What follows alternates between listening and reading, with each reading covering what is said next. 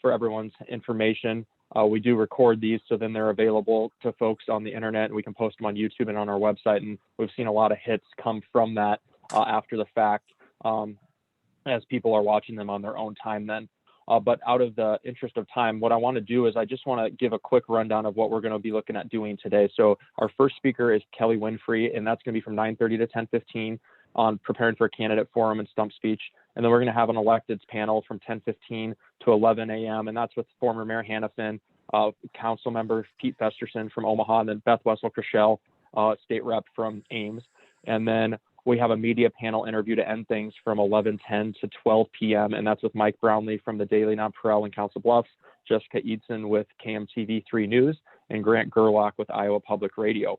But to get things kicked off, I also want to take a second to thank Diane Bystrom. She's on with us. Mayor Walsh, this is the individual that I talked to you about months ago that I knew from Ames, who really helped us organize this and put together the agenda and make sure it was done in a adequate way. So I owe a lot of thanks to Diane. I've had the pleasure of working with her for 8 years or so now, since I was in Ames. And she's just a wealth of knowledge. She used to run the Katz Center for Women in Politics at Iowa State, and I believe she's still the director emeritus of that center. So we're happy that we were able to work with her. And I'm going to actually turn it over to her because she knows our first speaker pretty well. So I'm going to let her introduce Kelly. Yes, I do know Kelly well. I recruited her and hired her to come to Iowa State. Kelly wears a lot of hats at Iowa State. She is a professor in the Greenlee School of Journalism and Communication at Iowa State. She also teaches in the Leadership Studies program, and that's the first position I hired her for at Iowa State, and then also then for a tenure track position at the Greenlee School. And finally, she serves as director of research, a coordinator of research and outreach at the Carrie Chapman Katz Center. And she basically has taken over, even while I was there, she took over the planning of Ready to Run Iowa for the Katz Center. And so again, that Ready to Run school has gone on every other year since 2007. And it would have met it met virtually in, I believe, 2021 at least. And so Kelly runs that program. So she has a lot of expertise here. She also has a PhD in communication from the University of Kansas, and has taught courses before in public speaking, as well as the courses she teaches at Iowa State that are in journalism, communication, and leadership. Kelly is also well published. She has written 8 published journal articles, 4 book chapters, including in a couple of books that I've edited. And so she does remarkably well work. And she published in 2018 a book on understanding how women vote, gender identity, and political choices. And so she's very well an expert in this area of telling you all how to prepare for a candidate forum, and also how to write a stump speech. So with that, I will turn it over to Kelly. Great, thank you, Diane. I'm going to, the phrase of 2020-21 is I'm going to share my screen. Yeah. And so, so as Diane mentioned, I'm going to talk to you today about candidate forums and stump speeches. And like Diane said, I teach classes on a variety of things related to communication and leadership. And one of those areas is in political campaign communication. And that's really my area of study. And so I'm going to start off to talk about the stump speech, because I think this is the best place to start, because it'll kind of help you think about planning your candidate forums as well. The stump speech really helps encapsulate who you are as a candidate. So here you have a picture of Beto O'Rourke in 2019 in Marshalltown, Iowa, doing a literal stump speech in Marshalltown. And the idea of the stump speech comes from this idea that candidates would go around and stand on tree stumps and give speeches around, the state or the community or the country, depending on what kind of office they were running for. So the idea of the stump speech is basically that it's a prepared speech that you repeat over and over and over. Most elements are going to be the same from speech to speech. So this is kind of your elevator pitch sort of speech, a little longer than an elevator ride, but that kind of who you are as a candidate in a nutshell. You might change some of those elements a little bit based on where you're at, who your audience is. So for example, as you see candidates going around Iowa, if they're talking to pork producers or ethanol producers or college students, their basic themes of their campaign and basic issues are going to be the same, but maybe some of the examples or specific things they talk about will vary just a little bit to tailor to the specific audience. The function of the stump speech is to introduce the candidate, first of all, to say who you are, and to emphasize what your primary campaign message is. So I always tell candidates that it's a good idea to figure out what your campaign is and try to be able to say it in one sentence. So what are you about as a candidate? Now, the stump speech is obviously more than one sentence, but that kind of main idea can help you figure out the rest of your campaign messaging. The stump speech also identifies the issues that are going to be addressed in your campaign. So the 2 to 5 issues or so that you're going to focus on. I'd say for local level races, 2 or 3 issues is plenty. Now, if you're running for the presidency, you're going to have to talk about a whole lot more issues. But generally, 2 to 5 is what most candidates will really kind of focus their campaign on. And the stump speech establishes the candidate as the person to address those issues. So not only if I'm a candidate, do I need to say, here's what's wrong, or here's what we need to do, but I also need to convince voters that I'm the right person to do it. And as you see in a lot of political campaigns, especially as you think about primaries where we have a lot of different candidates that are relatively similar in their issue positions, they need to establish, who they are and why they're the person uniquely to do it. So in planning your speech, I think it's always good whenever you give a speech to not start by trying to write the speech, but to start by brainstorming what your main ideas are going to be. So the first questions that you should ask yourself in developing your stump speech is, what is your core message? What values do you want to communicate? So some common values, kind of central themes might be things like unity, traditional values, equity, opportunity, etc. So these aren't focused on specific issues, but larger kind of values that are going to drive your messaging. And those values can help shape the message as a whole as you talk about those different issues. You'll also think about, what are your core issues? So if you're thinking about, running for the state legislature, maybe you want to talk about education. Maybe you want to talk about jobs if you're, running for the legislature or for the presidency or for city council. You also, in local level races, things like sidewalks can be a big issue. I know a few years back in the Des Moines City Council race, that was one of the things that residents in certain neighborhoods were really upset about and became an important campaign issue. So make sure that those issues, that you want to focus on also relate to your audience and what they are, what they're going to care about. You'll also want to think about what biographical information you want to include in your stump speech. So this could include, who you are and your background. One thing to be careful of is you don't want to just read your resume, right? There's probably a lot of things that you've done in your life, not all of which will directly apply to your campaign. And you want to make sure that you're integrating your strengths or your experiences and biographical information to help tell the story of who you are as a candidate. Make sure that you tell them, what your name is, what positions or experiences you've had that make you qualified as a candidate or maybe make you relatable. So some of these things might be jobs you've had or volunteer work you've done. They might also be personal experiences that you've had.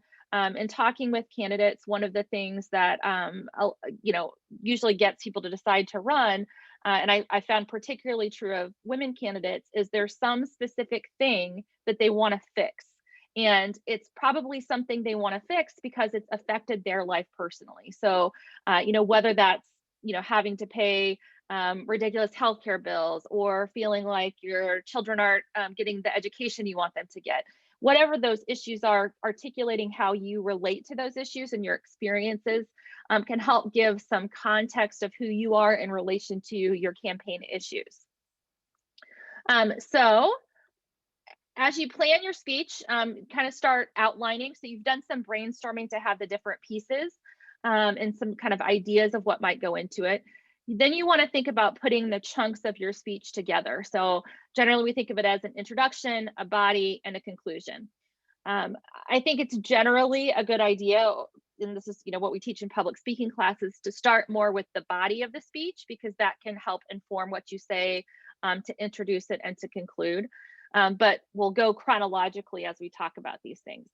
So in your introduction, when you begin, you need to introduce yourself. I would assume that no one knows who you are. Now, obviously, people might know who you are, but don't assume that the audience knows your name or anything about you. So always say, my name is Kelly Winfrey. And it's good to also say what office you're running for if that's not clear from whatever the event is. And then something to kind of get people's attention, to get them engaged and want to listen more. And there's a lot of different ways that you could get attention. I think some of the best ways for political candidates is to tell some sort of short story, something that's relatable, and that maybe can lead into those values and issues that drive your campaign. Sometimes that's some sort of like startling fact or piece of information. So if you are focusing a lot on a specific issue that your constituents are facing, then giving facts related to that to make people kind of tune in to realize how important that issue is, can be important as well. You also want to think about why you are the best candidate. So this is the body of the speech where you're going to talk about what your qualifications and experience are, how those relate to the issues that you're putting forth, and also contrasting that with your opponents. Now, that might not be that you might not call out your opponents by name and say, this is why I'm a different candidate than Dianne Bystrom, or this is why Dianne Bystrom is wrong. But you want to make sure that there's something in that speech that sets you apart from everyone else. And I think that's particularly important in races where political party isn't a factor. We use political party a lot of times as a shortcut to make decisions or infer what people's positions are, or how they might approach things. But if you're running in a local nonpartisan race, or you're running in a primary where those things aren't an issue, you want to make sure that you're distinct from everybody else that might be similar to you, or kind of not stand out. And then you'll conclude your speech by emphasizing your core message. So this is, again, kind of taking back what it is that you're hoping to drive home in that maybe one sentence of what your campaign and candidacy is about, reminding people what your name is, because they have to know your name if they're going to vote for you, and then also reminding them what office you're running for. And the last part of that is to make an ask. And this is important. You want to ask people to vote for you. Remind them, when the election is. So remember to vote for Kelly Winfrey on November 2nd. That is a direct ask and gives them something specific to do. You might also be giving stump speeches to people who could donate or volunteer. So you might also be asking them to, donate what they can, to see if they, to volunteer, to knock on doors, to spread your message. So depending on what your audience is, the ask might be a vote, or maybe something even more involved than just a vote. So here I have kind of a basic outline that you could use to start to form a stump speech. Now, this isn't the only way to do it, but I think this is a good starting place to help get the basic structure.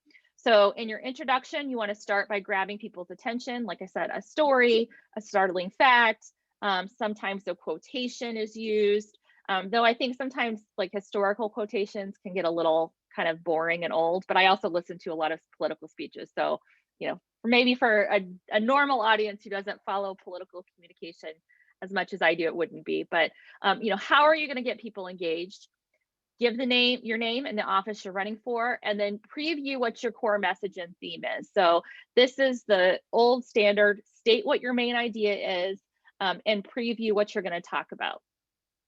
Now, that doesn't mean you have to say, I'm going to talk about, jobs, healthcare, and, and education, but you want to kind of preview where the speech is going to go. So maybe something like, I'm talk to you today about the 3 issues that I hope to address, if you elect me. Talk about why you're running. So your body of your speech is the why you're running. I think a good way to do this is to identify the problems or issues that you think need to be addressed. So what you're going to do as a candidate. So if you're running for the first time and you're not already in the office, whether that means you're challenging an incumbent or you're running for an open seat, one that's not currently occupied, then you want to identify what it is that's going on in the world of this level of office that need to be addressed. If you're an incumbent and you already have the position, then you take a slightly different stance in terms of, you're not going to say that you failed, right? But what additional work needs to be done, or what you've done that you want to keep working on, the issues that make you need to stay in office. And then the second part to that is to explain why you're the person to address those problems or issues. So what about your experience, your knowledge, your personal story make you the right person to come into that office and to address those issues? So some of this, like I said, is talking about your story, some of its experience. It also might be some of your leadership traits, right? If you're a problem solver, you're very collaborative. If you can talk about those things and maybe give examples about how you've accomplished goals using those skills, that can help make you stand out as a candidate as well and demonstrate that you're the right person to do the job. And then the third part of the speech, the conclusion, emphasize your core message. So again, drive it home. We always tell public speaking students, you have to say everything 3 times. So you say it in the introduction, you say it in the body of the speech, and you say it again in the conclusion. That way people remember it, right? And then remind people who you are and the office that you're running for and make that ask. Don't assume that people know what to do. Don't assume that people know when the election is. It's always important to remind them and ask for their vote. So that's kind of the basics of putting together a stump speech. I want to talk for a second now about the delivery of the stump speech. And some of these things a lot of these things will also apply to the candidate forum, though we'll have some specific delivery things related to forums as well.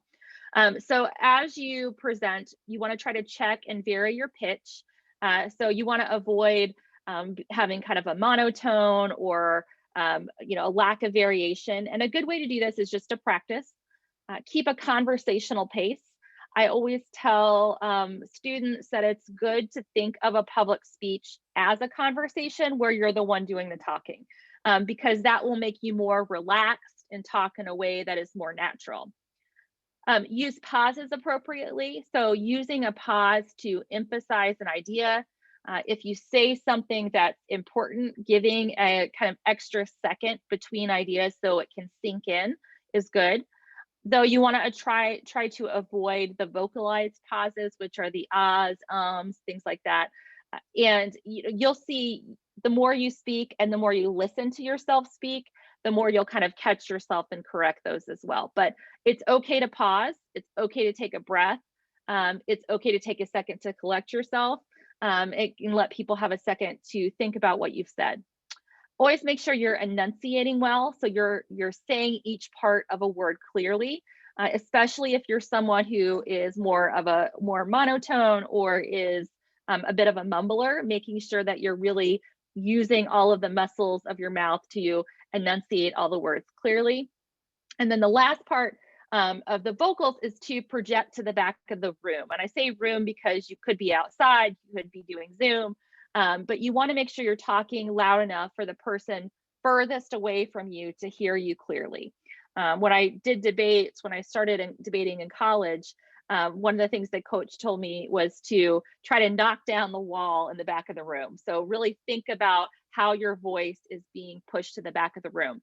It's important for campaigns because you won't always have a microphone.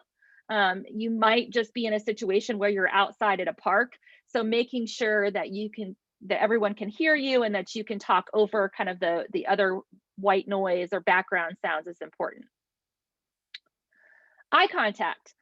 Try to make meaningful eye contact with your audience, and that means looking directly in their eyes. There's kind of 2 approaches to this depending on the size of your audience. One is to make meaningful eye contact with each person.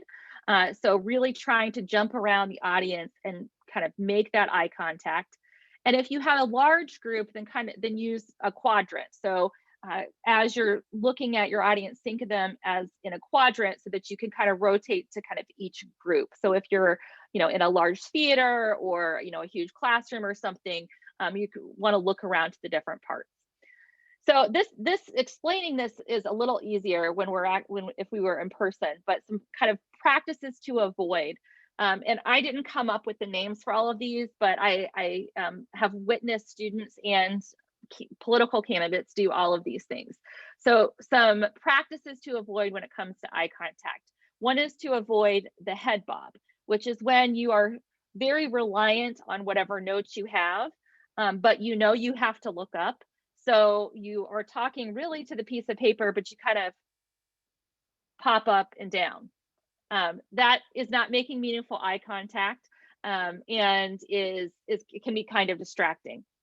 The next one is what we call stargazing. And this is whenever you're really looking over people's heads.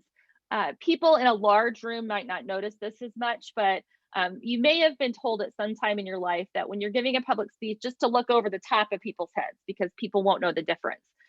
That doesn't work in a small setting. People can tell you're not looking at them directly. If you've ever been, just sitting across the table from someone and they're looking at something over your shoulder, you probably said, what are you looking at, right? So it's something that, especially in a smaller setting, people notice. So avoid stargazing and looking at the stars above people's heads and try to make that meaningful eye contact. And the last one is I call stalking, because this is the focusing on one person primarily. Sometimes when we speak, we find someone who is giving a lot of reinforcing nonverbals, and so we want to just talk to them. Or maybe we're just kind of comfortable standing in this position and having our head in this direction. So it's kind of where you focus in on one or maybe two people or a specific part of the room, and those are the only people you look at. That's uncomfortable as an audience member. If you've ever been on the receiving end of that, it feels like you can't move because they're just staring at you the whole time. And you wonder if everybody else is going to start looking at you, because why are they looking at you so much? So make sure that you're looking around the room as you go through your speech. Gestures and movement, smile when appropriate. Obviously, you want to look relatable and natural, not a forced smile. You also don't want to smile when you're talking about something that's sad, right? So make sure it's appropriate. If it's possible, it's always good to stand. That's not always possible. Sometimes you're in a situation where it's expected that you're all seated, but try to stand or sit so that you're kind of, you have good posture. Standing, if you're standing shoulder with your feet shoulder width apart, or what's called a power stance, where you have kind of one foot a little bit in front of the other that allows you to lean a little bit. That's helpful if you're someone who rocks back and forth to kind of center you. Avoid what I call the death grip on the podium, which is when you have a podium to speak from and you're just holding on to it for dear life, like that's going to save you. That looks nervous, so relax or put your hands down. If you can, use hand gestures for emphasis. So it's always good to practice and make sure that you don't have any kind of weird habits. I've had a lot that I've, been made aware of over my life that I've tried to stop doing. And make your movements purposeful. So if you want to walk around the space a little bit, use that time between transitioning between main ideas, maybe to take a few steps into a different position. So we'll shift to the candidate forum. And I did this one second because I think that a lot of the basics from the stump speech are going to apply here, but just in smaller segments. So I have an image here of a candidate forum from the 2020 caucus. And forums can take a lot of different forms, but I'll give you kind of two basic formats that are common. One is a question and answer style where a moderator, usually a moderator, asks panelists questions.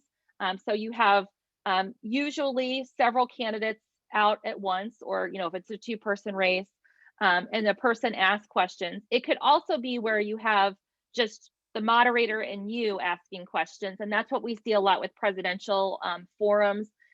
Is a journalist asking the candidate questions, and then they move on to the next candidate. They come out. For local races, for city council, for school board, and those sort of things, it's usually just all the candidates kind of sitting out at a table or in chairs, and the moderator asking questions. You usually don't know the questions in advance, but you might have an idea based on the audience, and I'll talk about that in a second. The candidates might be asked the same questions or different questions. It really, again, depends. And sometimes they allow for follow-up. So sometimes it allows for the moderator to kind of ask a follow-up question. And then I also added there at the top that I didn't mention, sometimes questions are submitted from the audience as well. So the moderator might come with a set of questions and then be taking questions from the audience, either by letting them, have the mic, or what's really more common is to have like note cards come up with questions or have them submitted in advance. The town hall format is only one candidate. And this is when the candidate is answering questions more directly from the audience. So one candidate may be up on a stage or at the front of the room, just taking questions in that kind of town hall style. And then this is usually where candidates take turns. And usually what happens is they give a short version of their stump speech and then they take questions. So in preparing for a forum, whoever invites you to a forum should be asked some questions. So when they call you or email you and invite you to this forum, if they don't tell you these things, make sure that you ask, because it will help you prepare and know what to expect. So what is the format? Who is the audience? Is it a specific group of people? Is it, do they have something in common? Are you talking to, the parent teacher organization? Are you talking to a specific union? Who is the group you're talking to? Who all is invited or attending? So if there are other candidates that are going to be there, who is the moderator? That might help you as well if they've done these in the past, to look back and see how they've handled them before. You want to ask if there'll be opening or closing statements. Some forums will allow just kind of like the presidential debates that you might watch on TV for 30-second or 1 minute opening statement and closing statement. So if that's something that's expected, you want to know so that you can prepare that. And then ask if you'll be given questions or topics ahead of time. Like I said, it's pretty uncommon to get the specific questions ahead of time, but they might give you some topics. So they might tell you it's going to focus on, on jobs and employment issues, or they might tell you that it's going to focus on, education, jobs, and I don't know. I'm trying to think of another city issue, land development, right? So it could be a lot of different things. As you're preparing for your forum, consider who the audience is. So whoever invited you, they probably told you who this was targeted towards. Maybe it's just a general community thing that's open to everyone, or maybe it's a specific audience. So think about what they already know and what they're going to be interested in. Lean on your stump speech for ideas, because that's your core message and values that you want to try to get back to and reinforce. So even if it's a candidate forum, you can still tailor your values or your issues to kind of tie into what they might be talking about. Prepare opening and closing remarks, either as a standalone. So if there's going to be a set amount of time to give your opening and closing remarks, prepare those in advance. Or if there aren't, it's still good to have just like a couple sentences at the beginning and at the end to give that opening and closing. So it might be to thank the host, to introduce yourself, and while you're running, like 2 or 3 sentences, but something that's real quick that kind of gives that introduction if you didn't have a chance to do a full opening statement. Brainstorm possible topics and questions. I think it's good to consult others if you're running, then having kind of a team of friends that can help you brainstorm those ideas can help. Plan out some talking points for issues that you anticipate. So if they're probably going to ask about the sidewalks in this community, know what you're going to say about that issue. Also think about sound bites that could be used by the press. So thinking about if there are reporters there that are going to be, covering this and putting it in the newspaper, that will help you reach a larger audience. But you want to make sure that you're saying things that are quotable. So if you talk in paragraphs, it's harder for a reporter to put that in print. If you have a good sentence, something that's what you want to say in a nutshell, then that's a lot easier to be quoted. So if you can think of those things in advance and be plugging them in, that can help make sure your message is clear and reaches a broader audience. And then practice. Have someone ask you questions, a campaign manager, a friend, a spouse, whatever, ask you some of those questions so you can practice giving those answers. And then practice how you'll present. So if you're going to be seated, then do it seated. And if you're going to be standing, then do it standing. Think about how much time you're going to be allotted and practice accordingly. So speaking in a forum, the content that you should think about is first to stick to your strengths and your issues as much as possible. Now, that doesn't mean that you should just ignore the question that was asked of you, because people don't like that. But in a lot of cases, you can answer the question and then transition it back to what your strengths are and what you want to focus on. So I was taught this as the ATM, answer, transition, message. So here's my answer to the question. I can transition it back to what my core message is.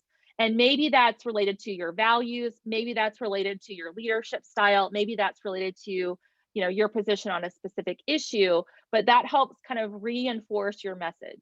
So just like in a stump speech, when you want to tell people the same thing 3 times, you want to be continuously reinforcing your message, because that helps voters know who you are as a candidate and helps you stand out. Think of each question as an opportunity to sell your position or candidacy. So at no point think, oh no, this is this is going to get me, but how can I present myself and sell myself as a candidate on this question? Make sure that you're distinguishing yourself from your opponents or the other candidates. In a case where there's going to be one candidate, say a primary or general election, that's going to win, it's very important. But also, if it's a school board election or a city council where there might be multiple seats open, so people might be voting for 3 candidates out of 7, you still need to distinguish yourself from the group. So think about what makes you unique and make sure that you're emphasizing that. And then, as always, point to your relevant experience. So what about your experience, your life makes you the right person for that? And these things can kind of tie together about what your major themes are, distinguishing yourself, and your experience. Use facts and evidence to support your ideas as much as you can without getting bogged down. So you don't want to be the person that's just spouting off all these numbers, because that loses people's interest. But if you can have supporting information, if that shows that you know your stuff and helps demonstrate your point. You can also use narratives to help convey an idea. You hear presidential candidates or Senate candidates do this all the time. And they talk about, I met Susan when I was in Ames, Iowa, and she told me a story, right? And those stories can help demonstrate an idea or your position on an issue, or that a problem exists. Remember to give sound bites. So think about segmenting your responses so that you have a direct and quotable part, and then explaining that. And then if you are attacked directly, think about how you're going to respond to those. And usually as a candidate, you should have thought about this before you got in a forum, like what are your weaknesses? What are the other candidates running on? So if someone attacks your issue position directly, be ready to defend that. That's where facts and evidence can be helpful. If someone makes character attacks, this doesn't happen often in forums, that someone's going to just say like, you're a horrible human being. But you want to handle those tactfully as well. But think about how you might respond to any sort of attack that you encounter. And then last, some delivery suggestions. Again, try to be yourself. A forum is supposed to be a little bit more relaxed than a kind of traditional speech setting. So try to be yourself, be approachable, make eye contact with people. If you can, refer to people by name. So make sure, that if the moderator's name, the person that's asking you questions, so you can say, Drew, that's a really good question. And then you can answer it. That shows that you're paying attention. Same thing if you're talking to, if there are audience members asking questions, it's good to say, what's your name? Okay, thank you, Sally, for that question. And relate to them and use those names. Always be mindful of your time. So keep an eye on time without looking like you have somewhere else to be. That's what I always think of. There's a great or horrible example of this in the 1992 presidential election, where George H.W. Bush looks at his watch, and the way it read on TV was like he wanted this to be over and had somewhere else to be. You don't want that perception. It could be that you have your phone like I do right now, where I tap it and can look at it. Another thing that I sometimes do is to take my watch off and sit it in front of me. so that it's on the table so that I can just kind of glance down and know where time's at without having to kind of be real obvious about it. Speak extemporaneously, meaning don't prepare everything in a script. Know what your talking points are and then talk naturally. So just like if you are, same thing with your stump speech, try to talk naturally. I think, if you have something happen to you at life, like if I'm at the grocery store and something crazy happens, there are some key parts of that story that I remember and want to come tell my husband. So we all do this in regular life. So think about it that way as you give a speech or answer forum questions as well. And then also watch your body language. Again, this is looking at your watch, or if you are, looking like you're bored, your head's like this, or you're not paying attention. It's always good to listen and be paying attention to when other candidates are speaking. And then, because I don't know how long we'll be in a Zoom world, a few additional tips for that. Make sure that you have good sound, a good mic, a good camera, a good internet connection. Trying all those things out beforehand, maybe with a friend somewhere else. I've done this with friends giving presentations. So we do a practice kind of quick 5-minute thing to make sure it all looks the way we want it to look. Make sure you're well lit. So like I have some kind of lamps back here that I just kind of, get at the right setting to try to make sure that I don't look like I'm sitting in a dark basement. And check your camera framing. So what's around you in your space? Make sure that those are things you want to be there. Try to minimize distractions. So that could be whether you have a really cluttered desk, that could be a distraction. If there's other noises, try to do everything you can to control that. Keeping in mind that we also know that in a Zoom world where people might be working from home, that stuff happens. So we can only control so much of that, but do what you can to minimize distractions in advance. Speak clearly, enunciate, all of those same practices from any sort of public speaking. Look at the camera as much as possible. And this is one that is kind of weird in a Zoom world, because your notes might be down here, but the camera is up here. So be aware of where your camera is and try to be looking at it as much as possible. So right now I have the PowerPoint on my screen, but I'm trying to keep looking back up at the little green light where my camera is as I explain, but also glancing at your faces so I can get reactions. It's more to juggle. But one trick that I've noticed too is if you just have notes, to put them up on your screen so they're right below where your camera is. And that way, when you're looking at your notes, you're looking more directly in the camera. And then always practice. So some final tips: practice. It's good to visualize success. So as you're thinking about these things and you're preparing your speech or you're preparing for the forum, imagine yourself doing it well. And there's a lot to say for positive visualization. If you're laying in bed at night thinking about your speech, don't think about all the things that could go wrong. Think about imagining yourself doing an excellent job and what that would look like. Speak extemporaneously as much as possible. Adapt to your audience and environment. So, you don't have to change what your campaign is, but how you talk about it, the language you use might vary based on who you're talking to, as well as the space that you're in. Always be prepared for something to go wrong. I think it's always good to plan that the computer's not going to work. You're not going to be able to show your PowerPoint. The microphone doesn't work. There's some sort of weird noise going on. Just expect that something's not going to go right and be willing to adapt to that as it happens, and kind of be prepared, right? Like if you have a PowerPoint, I always print my notes too, so that I don't have, it's not a meltdown if it doesn't work. And then learn from your experience. It's always good to, if you can, record yourself. I don't like watching myself. I don't think many people do, but it's still a very good way to improve, to watch yourself and see how you can get better.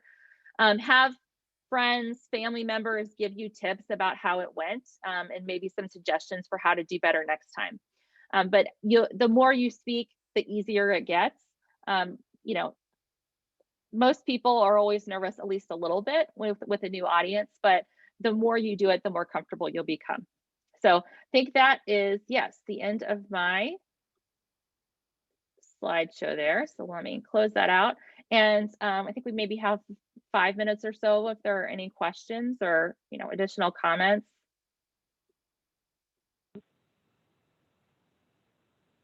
We can open it up to the group. You can always type questions in, or you can unmute yourself and ask them as well.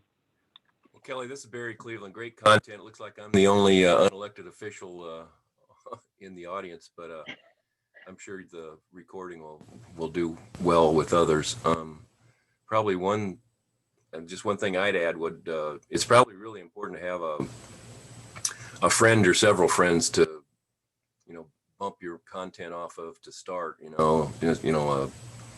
A peer group or someone to sit with and practice with. The recordings are good too, as you mentioned. So. Yeah, no, and I think that's a great point. I think, as you're starting a campaign and you're brainstorming what you want to talk about, that should come from you as a candidate, but how you talk about it, what's going to resonate with people, you got to talk to other people. So I completely agree. I think it's good. Your friends is a natural group, but also be kind of intentional to get different types of people that would represent your voters to kind of be a sounding board. I think even, a group text message, a private Facebook group, an email chain to just kind of be bouncing ideas off in that beginning process. And then, yeah, people to practice in front of, for sure. Right. Kelly, is there an effective technique when you're in these large group forums, especially the second or third or fourth one? Everybody seems to start sounding the same. They steal from the other candidates and start parroting what they said. And you just live with it, or? No, that's a good point, because you do see that happen, and you've probably experienced it, right? Where they kind of pick up on the same issue. I do. So, yeah. Well, and I think, if you can have different ways to explain it. So in some ways, maybe using those narratives, using stories to demonstrate ideas. If you're doing a lot of door knocking, for example, and you have a good conversation, incorporate that in so that can be a new example. And that can help you stand out. And also just if people who've seen you more than once can get a different story than the last one they heard. But yeah, it can get hard, especially, if you have a lot of candidates running and a few issues everybody's focusing on. Kelly, I thought it So was. Kelly, you talked. I was going to say, I thought it was great. I was going to ask you a question about this, but you covered it, and you called it something else. I want you to say it again. I used to call it a pivot, but I'm not a former debater like Kelly is. That's an important thing. And again, if Kelly could just make that point, well, you see the examples, they ask you a question, again, you answer it, but you pivot to something about your message. And Kelly, what did you call it again? I know that you had initials for it. So I need ATM. So answer, transition, message. Okay. And I think that's a really good thing to learn. And I know that Beth Wessel-Crissell has learned that in some of the forums. This was really helpful for me too, because I'm part of the League of Women Voters of Nebraska, but also the Greater Omaha chapter. And for those of you that tune in sometimes to Omaha, we have a great deal of candidate forums. So I trying to learn this from the other side as well, but we sponsored candidate forums with the local elections last spring and actually got good participation. And Kelly, you have a great background, so congratulations on that as well. Oh, thank you. Well, Kelly, we thank you for your time. We are at 10:15. The one question I did have is there someone that we might all know, obviously in Iowa, we get to see a lot of qualified candidates come through due to the caucuses. Is there someone that you can kind of point to, or a few people you can point to that do what you talk about extremely effectively? Oh, goodness. I mean, there were a lot of presidential candidates that I thought did a good job. Somebody that I really liked, Elizabeth Warren, I think is excellent, using stories to demonstrate points. And another one that didn't get as much attention was Kirsten Gillibrand. I really enjoyed listening to her stump speech. I heard a few different versions of her talking about her grandma, but she did a really good job of talking about who she was, where she came from, and contextualizing issues. So those are two that stand out. But I think if you pay attention, if you watch candidates, it becomes pretty clear, like, that's what I want to emulate. And that's always a good idea. Find people that you think they did a good job. I want to do it like that. And thanks for having me. Oh yeah, of course. Thank you, Kelly. We really do appreciate you jumping on, and we're going to transition directly into the panel conversation with our elected officials. And we're fortunate this morning to have quite a quality panel of elected officials joining us to talk a little bit about the exact things that Kelly talked about, but kind of from a different perspective, obviously being on the other end of the spectrum, being the candidate, being the elected official in those situations, and how you can interact and craft a stump speech, work with the media and things along those lines. Before we get started, I do want to just quickly introduce them, and then I'll give them each an opportunity to introduce themselves as well, because I think that's important. But today we're joined by Tom Hannafin. He's the former mayor of Council Bluffs for more than 2 decades. And then we have also Pete Festerson. He's an Omaha City Councilman. He's the longest tenured councilman on Omaha City Council. And then we also have Beth Wessel-Chrishell, someone who I had the privilege of, and Diane as well, and Kelly, of working with when I was in Ames. She's in the State House, and she's served the Ames community for quite some time in the State House, and we're really happy to be joined by her this morning. So before we kind of get into some of the questions, I want to give each of you an opportunity to kind of introduce yourself in your own terms to the group as well. So we'll start and go the same path or the same list I used, and we'll start with Tom, then we'll go to Pete, and then we'll go to Beth to be able to introduce themselves and kind of tell us a little bit about them. Well, So Tom, go ahead. can you hear me? Okay. Well, I've been having a little problem with the computer this morning, so I appreciate the opportunity. But I'm Tom Hannafin. I was elected. I was on the city council when I was 30 years old. Ran for mayor when I was 40. Served 26 years as mayor in the city of Council Bluffs, and then served 1 term on the county board of supervisors. So most of my adult life, I've been involved in. I don't call it politics. It's serving the community and running for election. It's becoming a little different today than it was a few years ago, but it's still very entertaining and enjoyable. I loved it, knowing the constituents and learning how to do it and do it the right way. So I'm now retired, thank goodness, and I'm sitting at home doing this thing today. So thank you. Thanks, Tom. And for those of you who don't know, Tom was also the interim president and CEO of the Council Bluffs Chamber of Commerce before I took over, and he did a really, really good job in leading the organization for about a year prior to my taking the job back last August. So we thank you for that as well. Especially I thank you for that, Tom. The next individual I want to give an opportunity to introduce himself is Pete Festerson, Councilman. Thanks, Drew, and thanks for having me. And I appreciate my other panelists here too and their public service. I guess I am the longest tenured council member now in Omaha. Now that you mention it, I'm the old timer now, but I still have many years to go to catch up to Tom and his public service dedication. So Pete Festerson, just reelected to my 4th term on the city council, and I'm city council president in Omaha. In my day job, I'm the vice president of public affairs at CHI Health. My political involvement goes back quite a ways. When I first came back to the Omaha area, I was working political campaigns for several candidates before kind of deciding to do it myself, and also having my my job in business too. Thanks, Pete. We're happy to have you on. And I don't know if you know this, but I actually worked with Chris Jerem on his 09 and 13 campaign. So I remember being out working and doing some things with you in 09 as well and in 13. So it's good to have you on the panel, and thanks for joining us. You bet. And then our last panelist that I want to let introduce herself is, like I said, someone I had the pleasure of knowing in my time in Ames, and it's Beth Wessel-Chrishell, and she is in the Iowa House. Thanks, Drew, and thanks for having me. This is my 8th term in the Iowa House serving Ames, and it's been a real pleasure to serve. I do a lot of work in Health and Human Services. I'm the ranking member of the Human Resources Committee. And so that's been a lot where I've had a lot of focus, but I'm also interested in issues like justice systems and the justice all around, so equity and equality. So that's predominantly where I have worked. And I kind of wish I had sat in on all of Dr. Winfrey's presentation, because certainly the very end of it was interesting. And I'm looking at where I'm zooming, and it's probably not where I would be normally, but we're doing a little bit of remodeling in my house, and my porch seems to be the best place to sit down. So thanks for having me.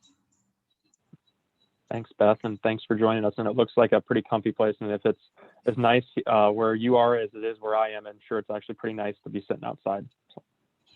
So the first question we'll actually start with Councilman Festerson, and we'll go to Representative Wessel-Chrishell, and then end with Tom.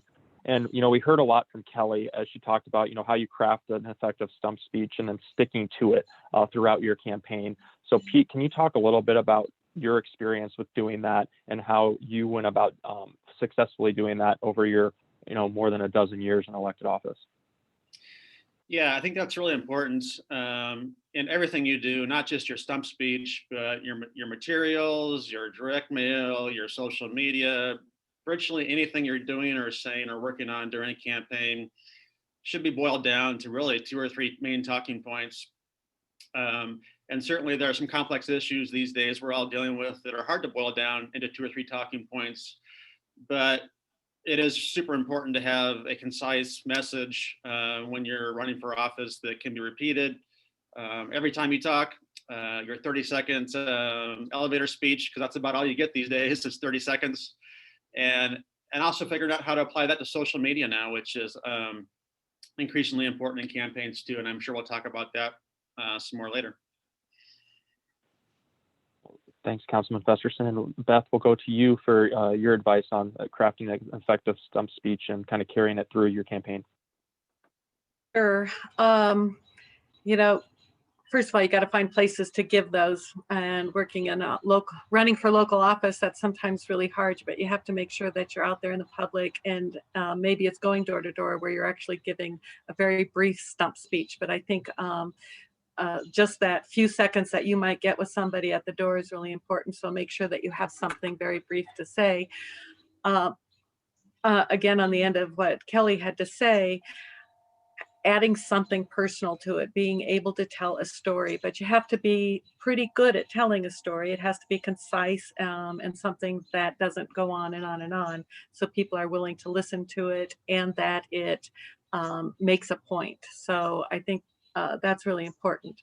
Also, I always laugh because when you go to a forum, they'll say, how are you going to solve mental health issues in the state? You have 1 minute. And you'll think, great. Anybody who can solve mental health issues or even get that down to 1 minute, they should be elected. Yeah, and I might have done that to you once or twice when I was at the chamber. Pretty so sure. I apologize for that.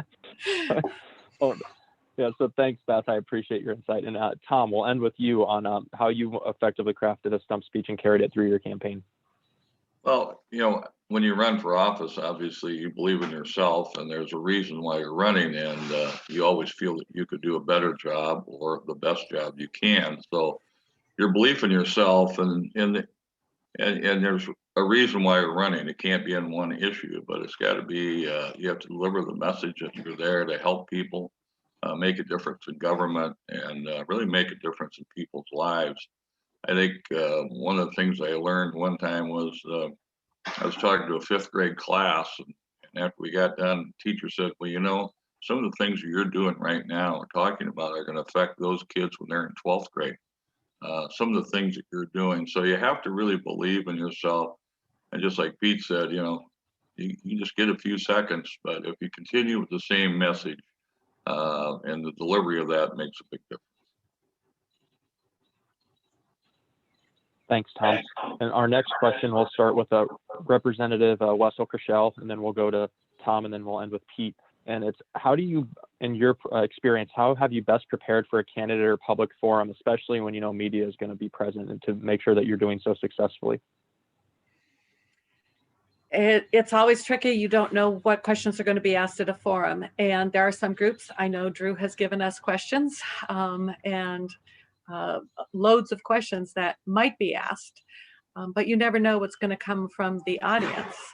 And I have a group of friends that I have sent out and said, what questions would you want answered? And what's the toughest question that you think I might get at a forum?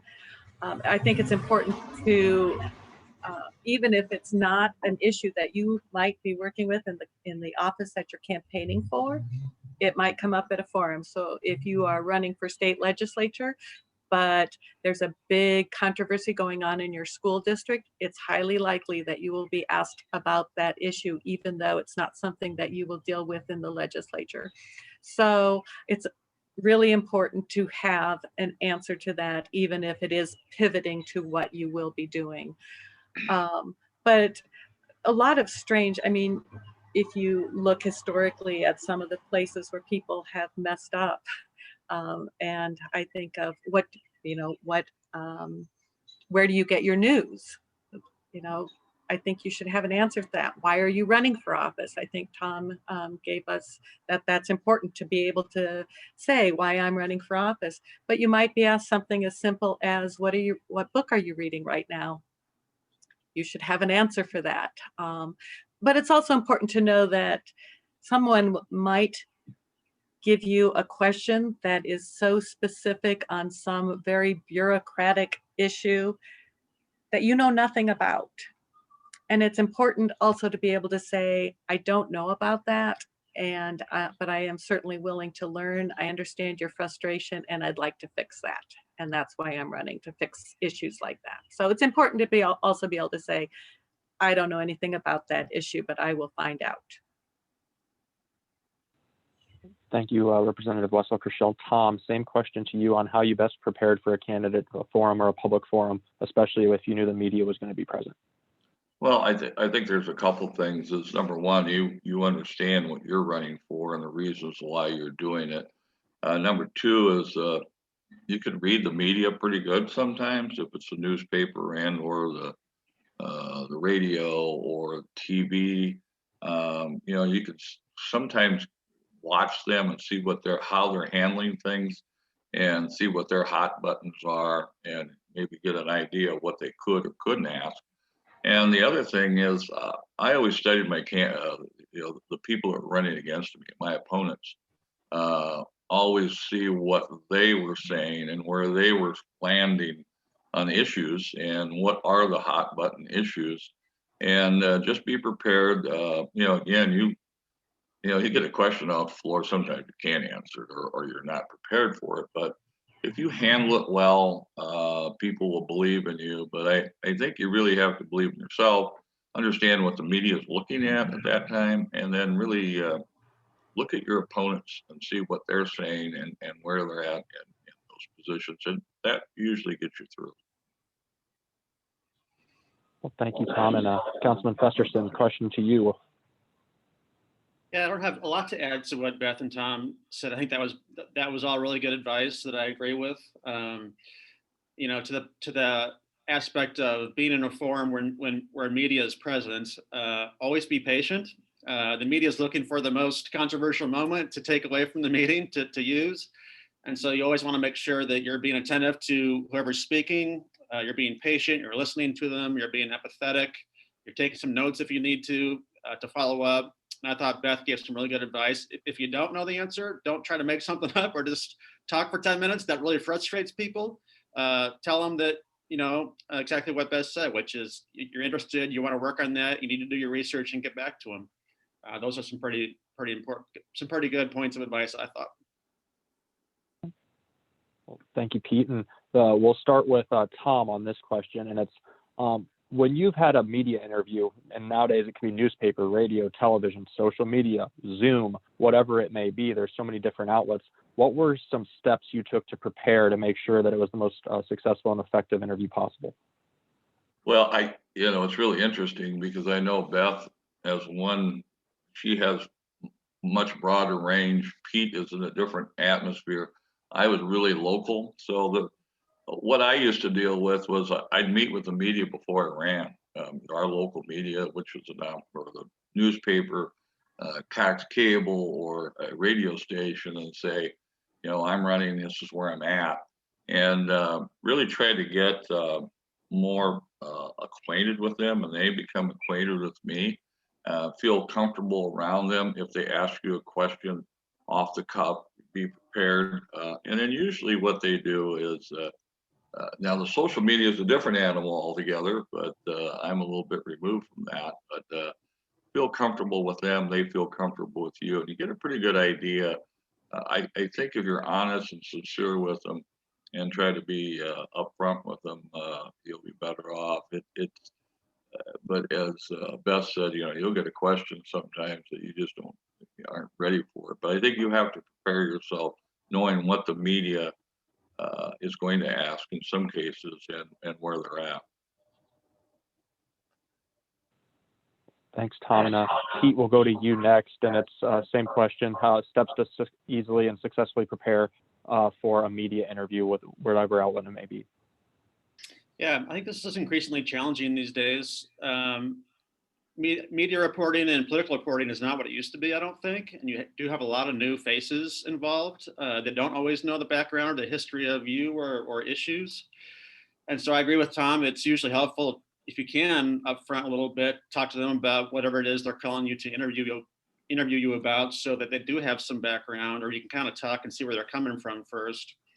But then I almost always go into an interview with 2 or 3 points I know I want to make. Sometimes I even write them down in front of my face if it's a newspaper interview or a radio interview, to come back to and circle back around to, because you should be trying to deliver 2 or 3 main points of your message, regardless of what the issue is in the interview. And sometimes they will go on tangents and ask you different questions, and sometimes tough questions, which you don't want to dodge, but you always do want to come back to the main points you want to make. You don't always have to answer their specific question. You want to communicate what it is you're trying to talk about when it pertains to that particular thing. And then be cooperative with them. I've always found that it's best to have a good relationship with them and to work with them and get them what they need, not to be confrontational or hard to work with. Thank you, Pete. And Beth, same question to you on how to successfully prepare for a media interview. Yeah, I think it's really a good idea to know what you want to have come out of that interview. And so write your points down, have them in front of you, and know what your message is. And your message should always be, very consistent from one interview to the next. So people will start becoming very accustomed to that and knowing who you are and being able to recognize you. It is getting very different. I mean, when I first ran, we had a local newspaper that interviewed all of the candidates. We had a radio station that interviewed all of the candidates. And then we had our student newspaper also that would interview all the candidates. And now I went one election where, because of transitioning with our newspaper, I never heard from them. And our radio station also has become consolidated. And so it's actually becoming a challenge to make sure that you do get interviewed by the media and that you do get some coverage, because media is changing.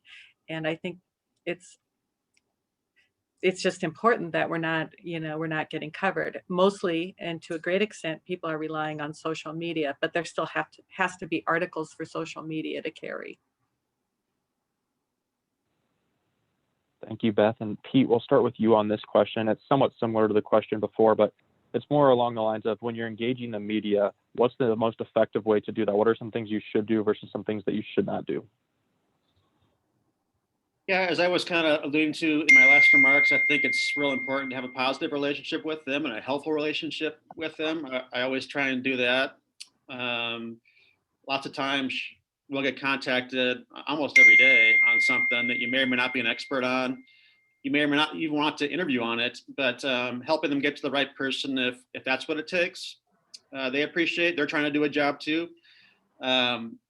But being available, I always try to be as available as possible to them to do the interviews, not only because of my role as city council president, but I just think it's a better, it'll benefit you long-term to have a positive working relationship with them than to be seen as someone who's difficult to work with, or maybe avoids their questions or avoids their phone calls when you don't want them.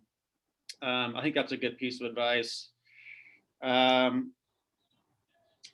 And I would always say, make yourself available to and have those relationships, but realize their job is also to make news as well. And so, there's the rules of the road in terms of when you're on the record and off the record and things like that. Always assume you're on the record, no matter what you're saying, even if you have a trusting relationship with that person. And I wouldn't go off the record very often unless it's just for background purposes and such. So you do need to be careful about what the rules of the road are, and make sure being very attentive to that with whoever you're speaking to. And always consider the microphone always on. It's always a hot mic. We saw a couple of years ago where the president had an incident about that. So yes, always think it's a hot mic. So Tom, we'll go to you. Same question on some things to do and not to do when engaging the media. Well, I think with, and again, as the media has changed and movement in the media business is so, it used to be that someone would be in the media for quite a while and you get adjusted to them and they get adjusted to you. But I think to Pete's point is you got to be open. You've got to be sincere, honest with them. If you can't answer the question, get them to the right person. Be attentive to their needs because they're doing a job just like you are. Be as honest and sincere as you can be. Sometimes if you can't answer the question, just be honest and say, I just can't do it. I'm not sure, but maybe we should get to this position. One of the things that I've always found that you don't do is just to be standoffish and basically say, hey, I don't want to get involved in that, or never give them a leeway, never give them a chance. It's not right. They can eat you up and spit you out in a short period of time. And so you just got to be honest and sincere with them. Dealing with the media has not been always the easiest thing for every politician. But now in today's world, when you got podcasts and other issues that you're dealing with, you just have to make sure that you're always on your toes and being honest. And as Pete said, the mic is always on. Thanks, Tom. And Beth, we'll close with you on this question on just what to do and what not to do with the media. Right. I think everything that you say has to be considered on the record. I would be very cautious about thinking anything would be held from the media. So I do think that one way to gain a good relationship with them, though, is to give them a good story. I had a student journalist who asked me, well, what's interesting that I'm not asking you about in the legislature? And I just happened to be working on a bill about adoptees and adult adoptees getting their birth certificates. She changed jobs and works for the local newspaper now. She was a student journalist.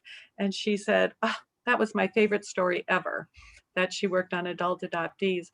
And it's probably wasn't the biggest story. It actually didn't pass that year. It just passed this year.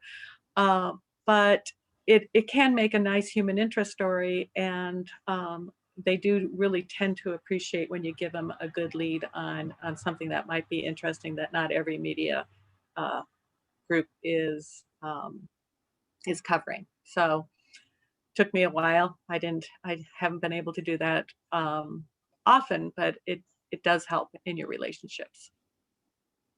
Yeah, I think that's great advice too. I would just add in that always be thinking about proactively too, because that can really benefit what you're trying to achieve, and it helps them to. And when you're dealing with multiple media outlets, like in the metropolitan area here, be fair about it too. You can't just pick one source or one reporter to be your main go-to. You gotta help everyone equally. Thanks, Pete. That's a really good point. The spread the love kind of concept, and make sure that everyone's feeling the impacts of the work that you're doing. So thank you for providing that input as well. So Tom, we'll start with you on this question. It's really about keys to engaging keys to selling yourself and your platform best through your overall communication strategy. So that includes, whether you're at an event, a fundraiser, door knocking, generally interacting with voters. We heard from Kelly Winfrey earlier, just about a litany of different ways you might engage and interact with voters. So how do you make sure that you're selling yourself and your platform the best in any given atmosphere that you may be in? Well, I think it changes with each position you're running for. But when I first started, I didn't really have a plan. I just thought I'd go out and shake hands and kiss babies, and everybody would like me. But as time progressed, you have to answer the tough questions. You need to be engaged. You have to look at your audience. If you're knocking on a door, that's one situation. If you're at a fundraiser where people are here to give you money, that's a different situation. If you're dealing with the media or in a forum, that's a different situation. But I think what the key is that you always are running. You're constantly running. Once you start the process, I don't care if you're at the gas station getting gas and somebody talks to you. If you go into the cashier, they all of a sudden you're a candidate. It's a little bit different than than just being a customer. But you always have that message. And I think, again, I use the word sincerity so much, but I think the voters look at sincerity. If you're a little caustic and if you start getting defensive as you're running, it's not a good situation. One of my favorite stories was a guy who was running for office, and he was running a political party. And anyway, everybody there was saying, oh, what a great idea it was. The problem was most of the people that were contributing money there were of the other party and probably weren't going to vote for him anyway. And I said, at the end, I said, here's the deal. You're all here really contributing money to him, but you got to make sure you vote for the guy too. And so sometimes it's you got to make sure you ask for the vote. And that's why you're out there. You're selling your message, but you have to have people vote for you too. Thanks, Tom. And Beth, same question to you, is just what's the key to selling yourself and your platform through your overall communication strategy? So I think it's great you have to have a platform, you have to have talking points, you have to have a message, but you also have to be genuine. And I think Tom said sincere. I think they're very closely related. If you are just spewing out your parties or a bunch of talking points that come from somebody else, it becomes really obvious to the people that you're talking to. So you have to be genuine about it. You have to be able to add some personal touch. You have to be able to say, well, I was talking to a constituent or a voter, if you're not elected, about an issue, and this is how I would address it, and keep that on message, but be genuine, be yourself. Also, one thing I've noticed on some candidates or maybe elected officials who haven't been successful in the long term is they didn't really know who they themselves were, and they tried to be somebody that they weren't. That gets really complicated, and you can't serve or you can't be or pretend to be somebody else for very long. So you have to know who you are, what you stand for, and be, again, genuine about that. Stick to it. Thanks, Beth. And Pete, same question to you regarding keys to selling yourself and your platform through your overall communication strategy. Yeah, I think that's all right. And I agree with that advice. It is so important to be true to yourself and authentic, and then repeat it 300 times, right? You'll get tired of repeating yourself so often, but that is the key to being consistent and having a consistent message. And kind of a follow-up to that, and Pete, you alluded to this a little bit more earlier on, so I'll start with you on this. As we talked about social media and Zoom and all these different outlets now that are somewhat new over the last decade or so. But can you talk a little bit about how those have impacted how you need to execute your communication strategy? Yeah, it is difficult. I can't say that I have all the answers on that one. I'm not sure anybody does yet, and it's evolving. But that has a real challenge, I think, for campaigns now, is social media. Where are people getting their news, and is it even accurate? And are they starting from a good point? And if they aren't, how do you correct that?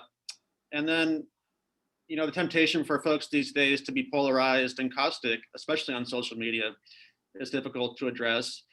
And when you're a candidate, you don't want to spend your entire day on social media trying to address whatever comments are coming up. You don't want to let things go that are inaccurate either, but it's really tough to find that balance, I think, these days. I do participate in social media, and I did in my campaign, but I would tend to do very positive messages. I wouldn't get myself embroiled in the back and forth that sometimes happens. If people want to be caustic, they can. I guess that's just what they sometimes want to do. But resist the temptation to be polarizing yourself. Be positive, answer things in a factual way, and move on, because you just can't spend your whole day addressing maybe the 5 or 10 people that might be angry about something on social media. And then I had 2 follow-up questions too. So one, I assume you have your own campaign, political, and then a personal social media platform. And can you talk about the separation between those two if you do? And then also, do you have someone that does your communications for you or handles sometimes some of your communications work in your campaign or anything like that? And can you speak to that if you do? Yeah, I'm pretty hands-on. I mean, I handle it pretty much myself. And so I also don't have the time to do something all day like I was describing. But I try to supplement what I'm doing with things I'm doing during the day, or positive things I might observe, or some news in my district that's important to get out, or whatever meetings taking place that evening. Those types of informative things. And I don't separate any accounts from personal versus city council. I think when you're elected official, it's one and the same. So my account is a city council person's account, or a campaign account. And I try to keep it all related to city council or public business, nothing, personal, or talking about my family too much, or what I'm doing that evening with a friend. It's more for city council and campaign purposes. Well, thanks, Pete. And then we'll actually go to Tom, and same question to you, Tom. And it's really just about utilizing social media within your campaign strategy. I know things have changed a lot since you've been in elective office with social media, but I really wanted to have that point emphasized just separately. So any insight you have on that would be much appreciated. Well, I think Pete brings up a good point. As I was at the tail end of my career in politics when social media was there. I had one account. It had nothing to do with personal life. What I found out is that when there was a crisis or an issue that came up, for example, Pete just went through a storm in Omaha with a bunch of trees down and power out, and then you get the negative, why aren't you doing something for me? When are you going to get this done? And it's very difficult to answer that question, just like Beth would have an issue in her constituency. That's the hardest part, because there are going to be people who are just going to criticize you no matter what. I think they just love to get on, and you just have to live through that criticism and make sure that you're professional. You're sending a message that you're a professional. You're doing your job the way you can, and you deal with the tough ones. But usually on the social media, what I found, most of the people, the vast majority, are really trying to find the right answer. They're looking for the answer. They're not out there trying to criticize. And if you can do what Pete said, is just continue to send that message in a professional way, I think eventually you can't take care of 5 or 10 a day if there's that many. But during a crisis, you have to really kind of reach out, but send one message to all. It's a good tool. It's a difficult tool to use, and as most of us had part-time jobs, it was, being a politician was a part-time job, not a full-time job, not nearly as it is maybe even at the federal level or even at the state level. But it's a great tool, and it's changing, and you just have to learn how to use it and be honest with people. Thanks, Tom. And then Beth, same question to you, just on using social media within your communication strategy. Sure. It's a huge part of what I do. And of course, it wasn't when I first began doing this. I only have my own account. I tried to have a campaign legislative account and my personal account, and then people, and thinking my personal account would be family and friends, but it's kind of hard to define what a friend is. Is a friend a donor? So I gave it up. I didn't want to say, oh, you can't be here because it's my close personal friends. So that gets complicated. So I go with one account. I'm only basically on Facebook. I do have an account on Twitter and on Instagram, but I'm not very good at keeping up on either of those. And I sometimes don't even understand. I said to somebody, okay, I get it, but when do you stop reading? And the answer was, that's the whole problem. You never know when to stop reading your Twitter account. I don't post real often, and I am fortunate to have enough friends that when somebody comes on and attacks my position on something, my friends and supporters usually respond before I do. If I were starting out again, I would find a volunteer who would do that. I would assign a volunteer to watching my social media and making sure that there is a positive response, positive professional response to people who are opposed to me. But that tends to happen pretty much automatically. And it just happened this week, as a matter of fact, when I posted something about masking and the CDC guidelines.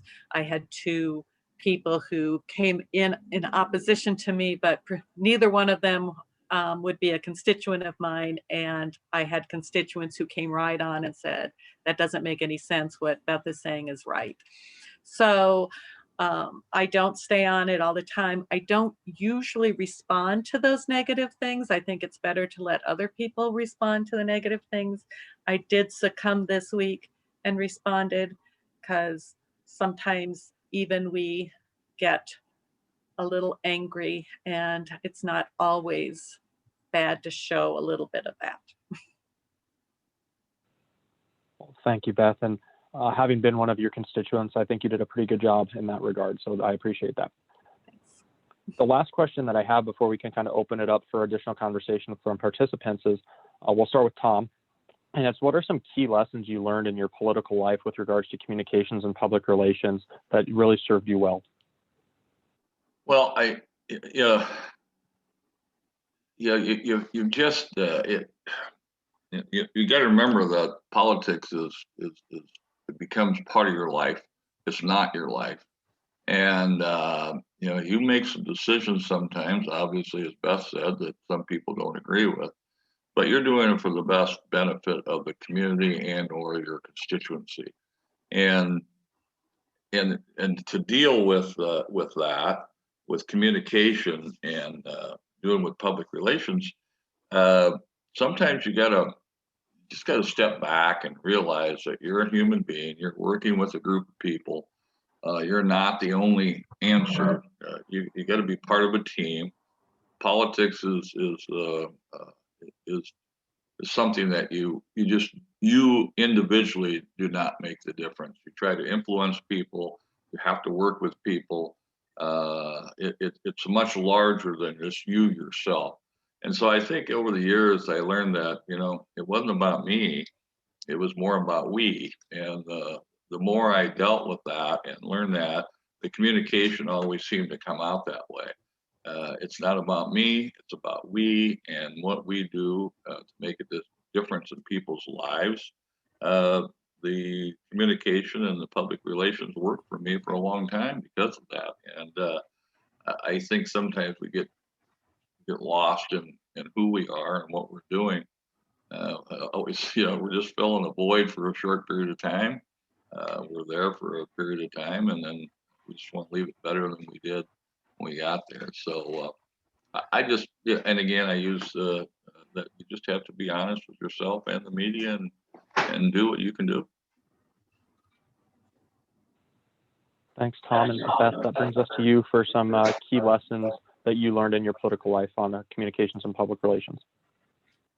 I had the advantage when I went into this of being married to the media relations director for the Cyclones. And I learned a lot from him. And one thing that I know he says is there are no secrets. If you tell somebody something, it's not just one person who knows that. Nobody keeps a secret. So you can just assume that once it's out there, it's going to be out there to everybody. So being very careful in what you do say, and knowing what you want to have said about you is very important, or about your positions. I typically am pretty well scripted. If I get up on the floor of the House to speak, or if I am going to give a speech, I'm pretty well scripted. I know what I want to say, and I will have it written out. If I'm not, there have been examples where I've gotten myself into a little bit of trouble. Not so much trouble that I've lost an election, but you have to be careful. And how you say things, what order you say things in, makes a difference. And so being scripted for me has been very helpful in staying out of trouble and making sure I'm getting my message across. And Pete, same question to you to close things out on the key lessons you've learned on communications and public relations. Yeah, I would say always tell the truth and be a reliable source. your credibility is huge as a candidate and as elected official. That's all you really have, right? And so if you're seen that way, not only by your constituents, but by media sources too, that'll help you in the long run substantially. And on that same point, I would say, it seems these days controversial statements or emails or stories seem to be the attention grabbers people are seeking, but that's not the long game. I would encourage candidates to play the long game. I can think of a number of times when it was very tempting to say something strong or criticize somebody directly in our newspaper story when a reporter asked you, or you knew you had that opportunity to maybe give a cheap shot because you were frustrated, but don't resist that temptation, bite your tongue, make the point you need to make in a reasonable and respectable fashion. And I think you'll find that that'll take you much further in life, but also in office, and much further in terms of your relationships and what you're trying to get done for your community. Thank you, Pete. And we do have a couple minutes. Is there anyone that's a participant on the Zoom that has a question or a comment for our panelist?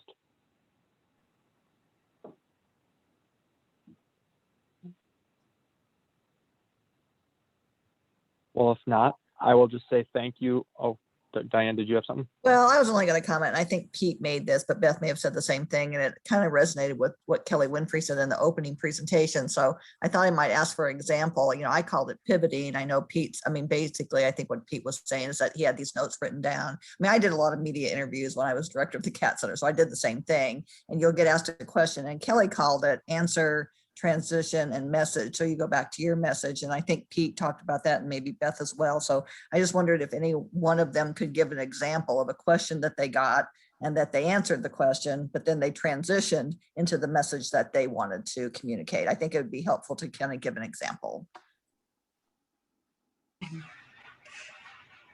I'd say just about every day that happens.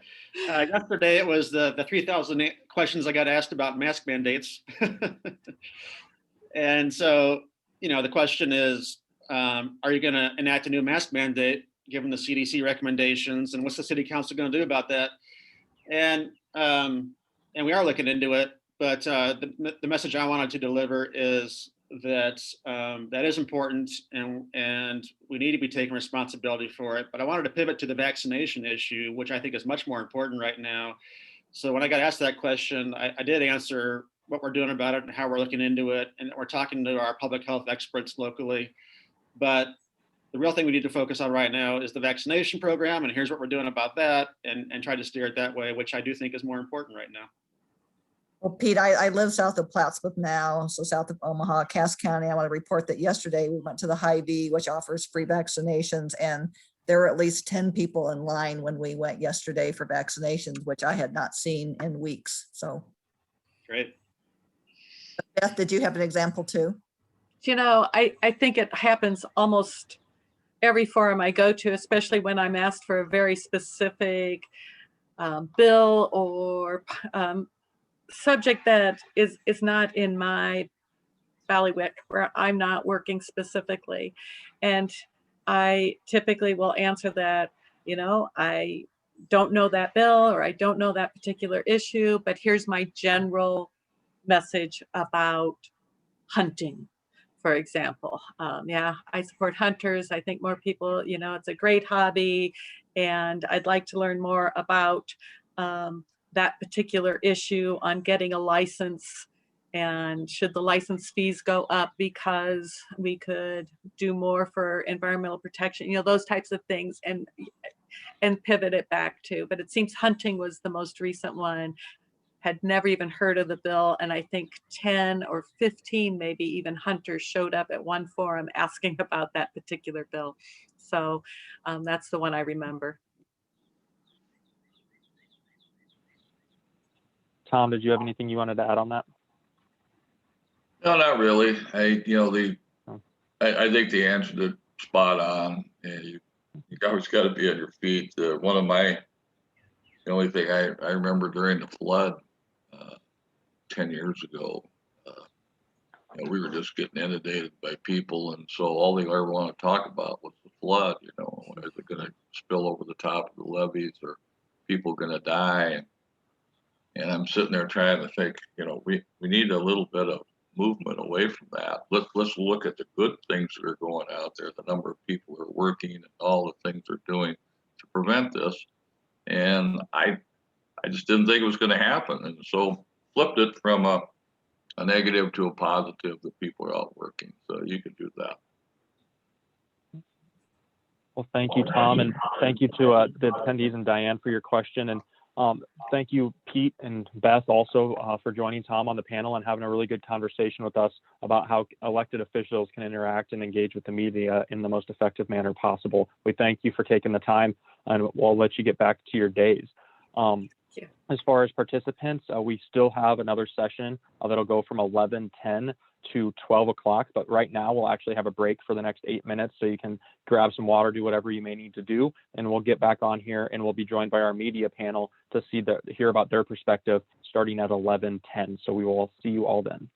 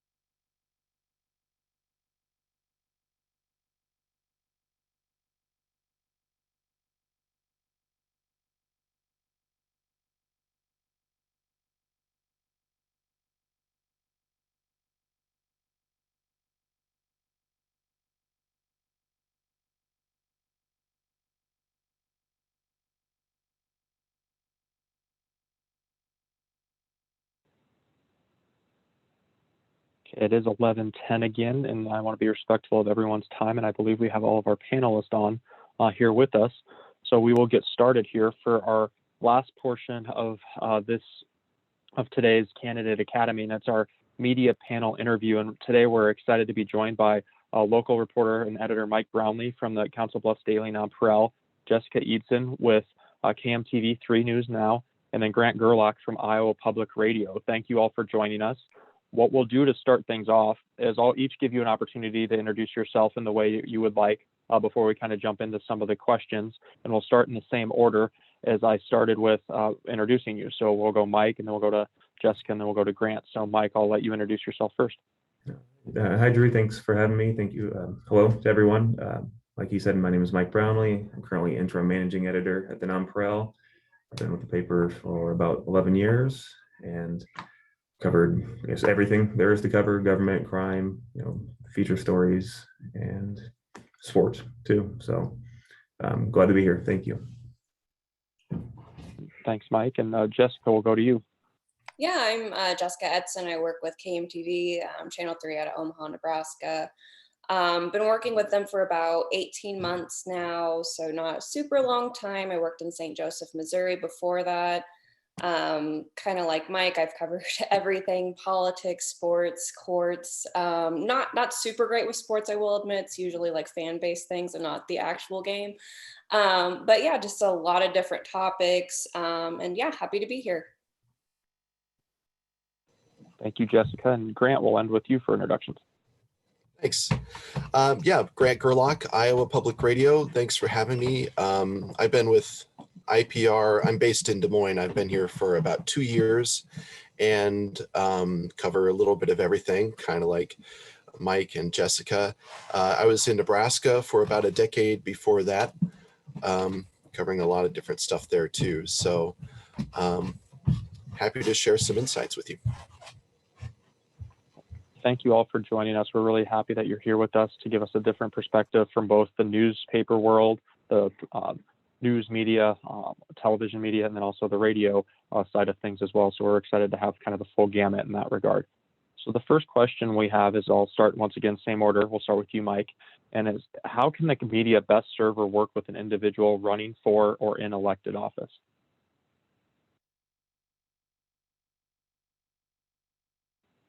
You're muted, Mike. Year and a half into the pandemic, and I managed to do that still. I think maybe the word serve, I'm not sure about that. I mean, we're here to, inform the public about candidates. So I guess I might take issue with the word serve, but, working with an individual working for elected office, I think, just from both ends, accessibility, we need to be responsive if someone's trying to reach out, and we would hope that, when we're trying to reach out for comment or anything related to the campaign, to a story, to the race, they would reciprocate on that end. And Thanks, I think Mike and Jessica. Oh, sorry, go ahead. No, I'm good. We can move on. Jessica, we'll go to you. And how can the media best work with an individual running for an elected office? Obviously, there's a lot of different ways that you guys interact with individuals, and I'm curious to pick your brain on that for some insight. Yeah, kind of like Mike said, we don't work for politicians. We work for pretty much the community. We are the spokesperson between politician and community, and we kind of have to bridge that gap sometimes. And so I think, like he said, being accessible, being respectful of each other, which sometimes can be difficult because, like I said, we're representing the community and we're asking the questions that the community has. And some of those questions are tough. And some of those questions might come off a little rude or a little persistent. So I guess just don't take anything personally. And once the interview is over, just try to have a cordial relationship with us and be respectful of each other. Thanks, Jessica. And then we'll end with you, Grant, on how can the media best work with a candidate or someone who's new to elected office or serving an elected office to really be a collaborator with them and work kind of hand in hand like that you guys are supposed to, and like how you are really a resource to the public, to be a conduit in that regard. Yeah, I some similar things to say. My goal is to work with a candidate or an elected official to get information to the public that they need to know, information to voters to help them make their decision when they're casting their ballot. So that's the frame of mind that I'm in when I'm coming into an interview or coming into a phone call with a candidate or an official. I try to be upfront and clear about what I'm working on and what I'm trying to get out of an interview, what my timeline is, what my deadline is. So I always appreciate when a candidate or someone in office can be as timely as possible, getting back to me and just kind of understanding what I'm trying to accomplish. So to me, it works best when on both sides we're being kind of proactive and professional and respectful and clear in that back and forth. Thank you, Grant. And we'll start with you, Jessica, this time, and then we'll go down the line. And the next question is, how can candidates or elected officials best interact with the media before, during, or after a candidate or other public forum in which you're present? Yeah, so obviously before, let us know about it. We can't cover events if we don't know that they're happening. Send us an email, who, what, when, where. If you want to do a why, that helps too, to kind of give us an idea of like what the purpose of the event is, how you're going to do it, especially in this day and age. Is it going to be over Zoom? Is it going to be in person? Can we be there in person? Do we need to wear a mask? Kind of all that, give us an idea. And then at the actual event, I think giving us kind of a rundown of what's going to be happening. If it's kind of like an event where you're working with the community on like a special project, like for sidewalks or something like that, kind of give us an idea of what you're going to be doing. I can think of one, I don't know if it was necessarily like politically motivated, it's kind of more of a group than a candidate. They were doing a sidewalk cleanup and I got there and they said, this is what we're going to be doing. We're cleaning up the sidewalk. We're going to have a person that uses a wheelchair that's going to be showing us how the debris and things get in the way. And that was just like really good for me to know everything that they were going to be doing and all of my options for filming and for interviews and things like that. So just the more information, the better, pretty much. Thanks, Jessica. Grant, same question to you. How can a candidate or elected official best interact with you and the media to have a mutually beneficial relationship? Yeah, one thing is if there's an event that is open to the public that, you know, anyone just off the street could go to, you know, I think the assumption should be that the media can come too. That's the way I look at these events. And I try to be someone who's there to interpret what's going on for my listeners. So just keep that in mind when you're there as a candidate, that we're there to hear what you're saying and to share that with people who can't be there. That's kind of our role. So you should assume that what you're saying at a public event or to a public audience is something that could end up on TV or the radio or in print, just like if you were talking to those people in person. Before the event, as Jessica mentioned, it's good to just kind of touch base if you see reporters there to find out what's going on. During the event, for the most part, you can just ignore me and talk to the people if it's like a meet the candidate type event. But after the event, oftentimes, if there are some reporters there, we like to do some follow-up questions, what we call a gaggle, get some reporters around with the official or the candidate, just ask some follow-up questions, especially if we haven't been able to record the comments during the event very clearly. It's good to do some follow-up questions at the end. That gives us some material that we can use to write our stories and present on the air. Thanks, Grant. And Mike, we'll end with you on this question. How can a candidate or elected official best work with you as a media representative before, during, or after a candidate forum, or really in any public setting that they have as a candidate or an elected? Sure. I think Jessica and Grant really covered all of it, really. Just a couple points. I think, maybe on the after the event piece, that's a good time, to be around. I know after those, forums, sometimes you want to get clarification maybe on an answer that didn't get addressed during the forum. So just kind of following up or maybe having them expound, a lot of those forums, when you're trying to, squeeze 10 candidates into an hour-long forum, it's tough to get some follow-up from that moderator without it, dragging on. So you want to follow up on answers or get them to expound on something they said. It's kind of the big piece I'll add. what Jessica and Grant said. Thanks, Mike. And I think what I'm kind of hearing is what we called it when I worked for Senator Nelson is media availability. And we really had that time built in at the very end where it was about 15 minutes that no matter how long we were running, it was always in the schedule. Just always plan to make sure that you're there for the media, because if you want them to be there for you, you have to be there for them as well. So thank you. We appreciate that. So Grant, we'll actually start with you on this question. It's from your perspective, what are the key steps a candidate or an elected official can take to prepare and have a successful media interview? What sets someone up for success versus failure going into an interview and executing one? I think for people who haven't done many interviews, it can be really confusing what it's like to go into an interview and to experience an interview with someone.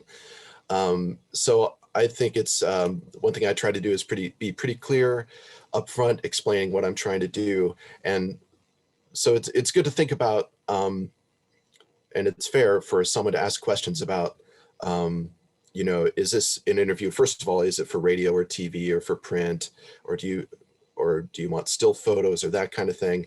Just kind of start to visualize for yourself what this event is going to be like. You can ask when it will be presented, in what form it's going to be presented. An interview can be for quick 10-second sound bites, or an interview can be presented in its full on the air, a full 15 minutes or longer, or it could be live, or it could be taped. So these are some things to keep in mind when when someone requests an interview, is just what kind of interview is this? And that can make a big difference in terms of your time commitment.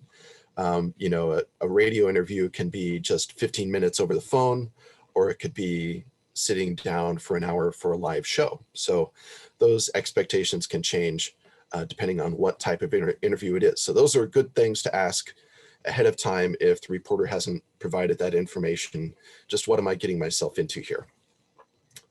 When you're going in, it's good to just have in mind what you want to say. Know what you want to get across to the listeners or the viewers. Do some research about what kind of station or what kind of newspaper, what kind of outlet you're talking to, and what kind of message you would want to get across to those voters. I was just thinking before this, a lot of interviews are happening on Zoom now, just because it can be a convenient way to arrange something when there are time constraints or COVID constraints.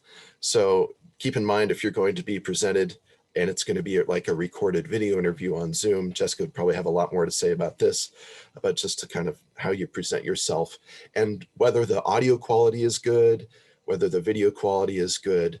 And because that can, that's part of how you put your foot forward as a candidate or as an official to the media.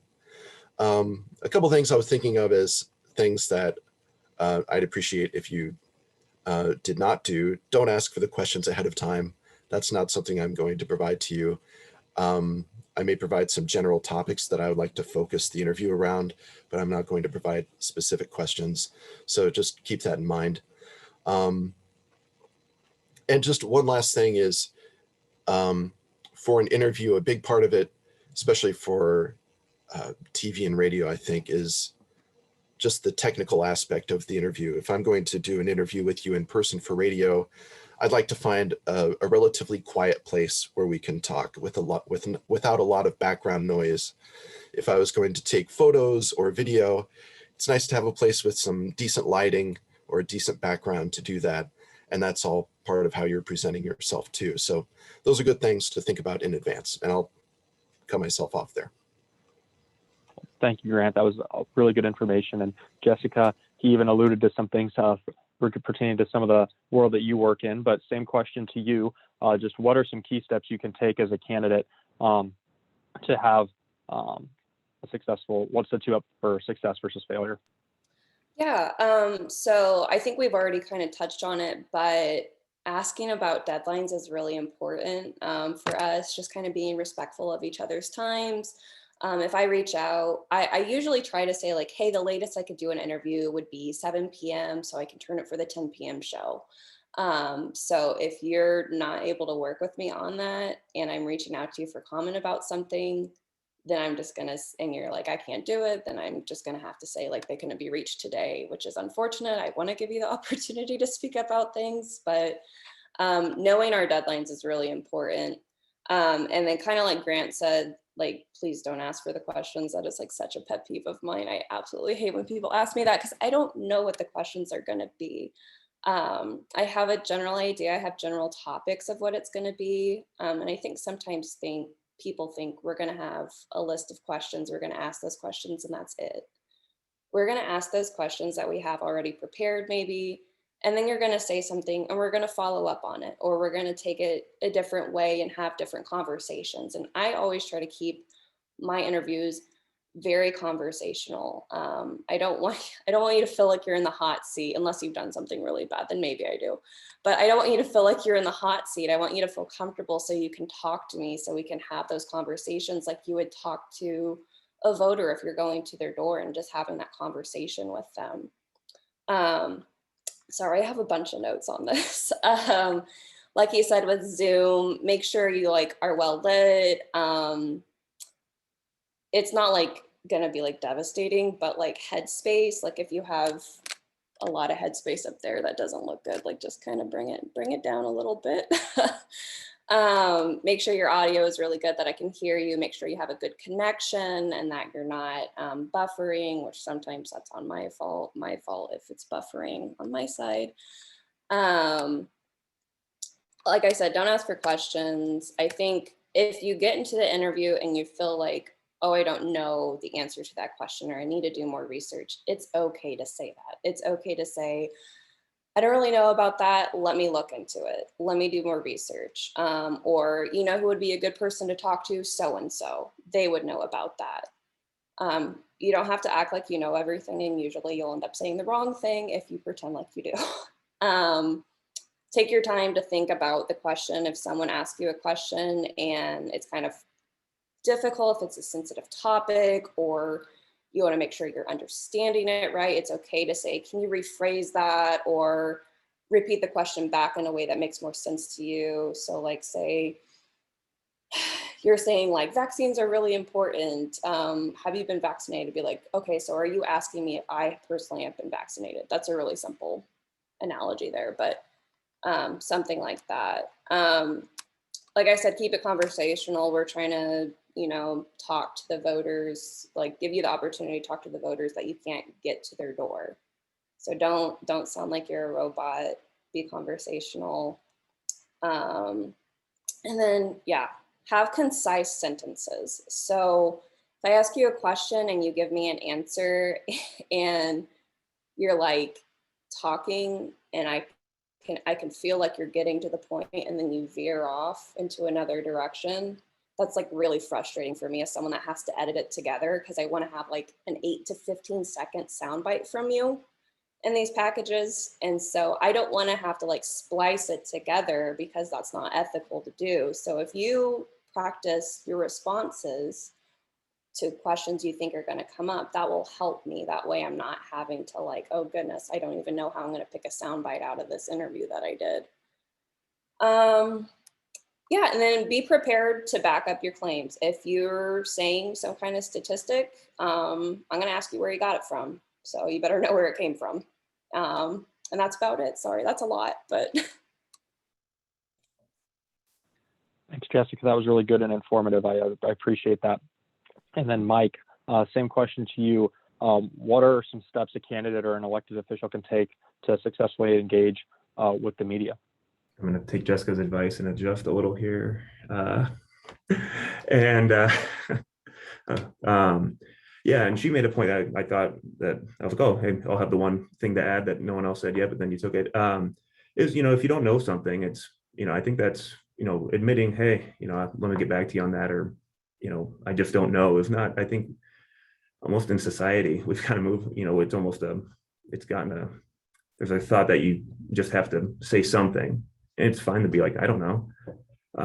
I think hopefully I'm respectful of that and understanding, and I would hope, you know, readers, viewers, listeners would be the same. I think maybe the one thing about, you know, the question is in advance. I agree on that point. General topics, you know, just having your, you know, if you're coming in, if you're running for office and we set up an interview, you kind of, it will, we can tell you some of the general topics, but you also kind of know the issues that are, at the forefront of that race. And we do our best to, be setting those on our side coming into the interview. So we both have hopefully a knowledge base coming into it and can have that conversation about it. I think one of the big reasons, at least for me, not wanting to give the questions in advance is you want to avoid, you want clear, concise answers, but you want to avoid canned answers, or, you don't want someone too polished. And I think that's better at the, I'm not sure everyone on this forum what you're running for, but I think, the higher up in office you get, the more people are coached and to say something without really saying anything. And we're, working to avoid that. I guess I agree with everything Jessica and Grant said. The one point about, if you're going to make a claim, it is good to have, that backing. That's one where, if you say you make a claim and then you don't have that backup, that's maybe the one spot where I don't know. I don't know where I got that from. That's probably the one time we wouldn't want to hear that. Thanks, Mike. And we'll actually start with you on this question. And then, so the next question is, from your experience, what elements make for the most effective stump speech and overall campaign platform? Obviously, there's people that go a lot of different ways on this, but you guys have interacted with a lot of candidates being in Iowa or around the greater Iowa, state of Iowa. So I'm just curious what some of your recommendations are on some of those effective elements. Sure. I would say, I think everyone loves an anecdote, tying an issue to, a real person. I feel like that always works when I've seen, candidates come through town or when they're on the stump. So being able to take, the policy that you're pushing and the reasons for it and tying it to, real world experiences.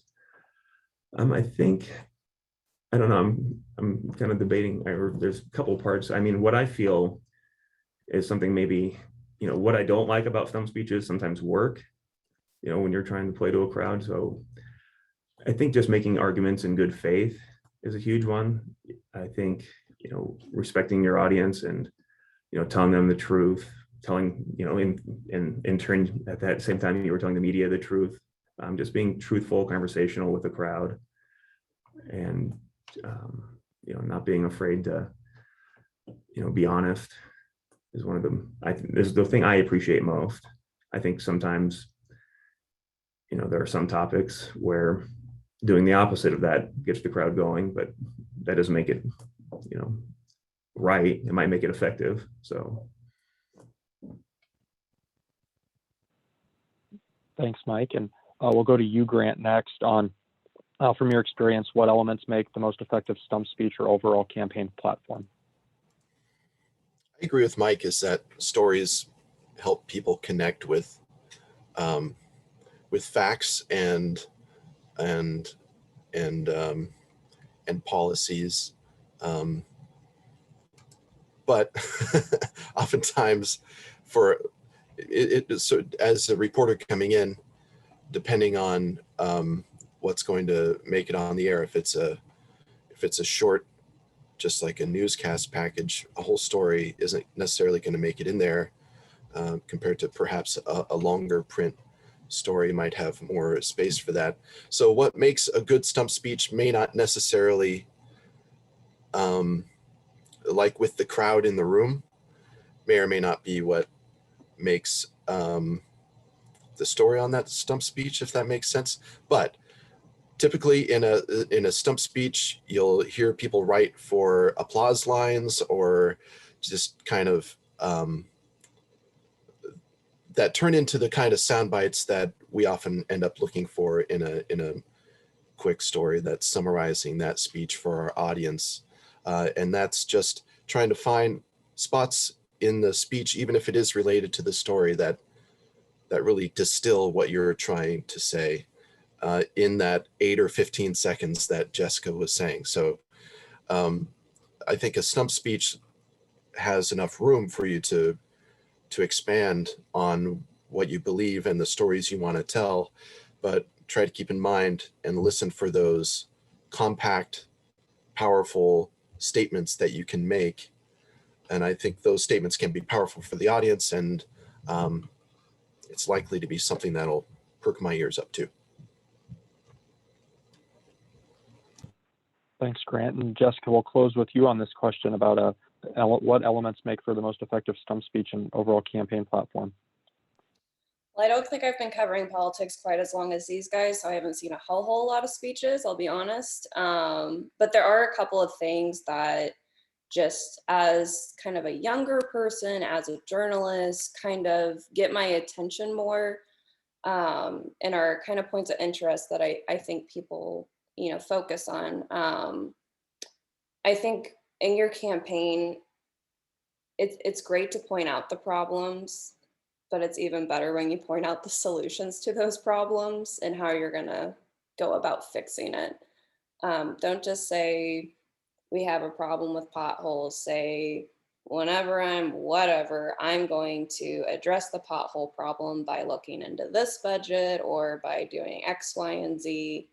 Like, have a plan. Don't just like tell us what you want to do, like actually show that you can connect with people for one, but that you know how to work the system of politics, because there's like a lot of different lines that you have to like, or like different, how am I going to say this? There's a lot of different like politics that go into being a politician. So you have to know how to work with the city council, how to work with the mayor, how to work with the police department. Like, I want to see that you have those good connections and that you can actually back up these ideas that you want to do.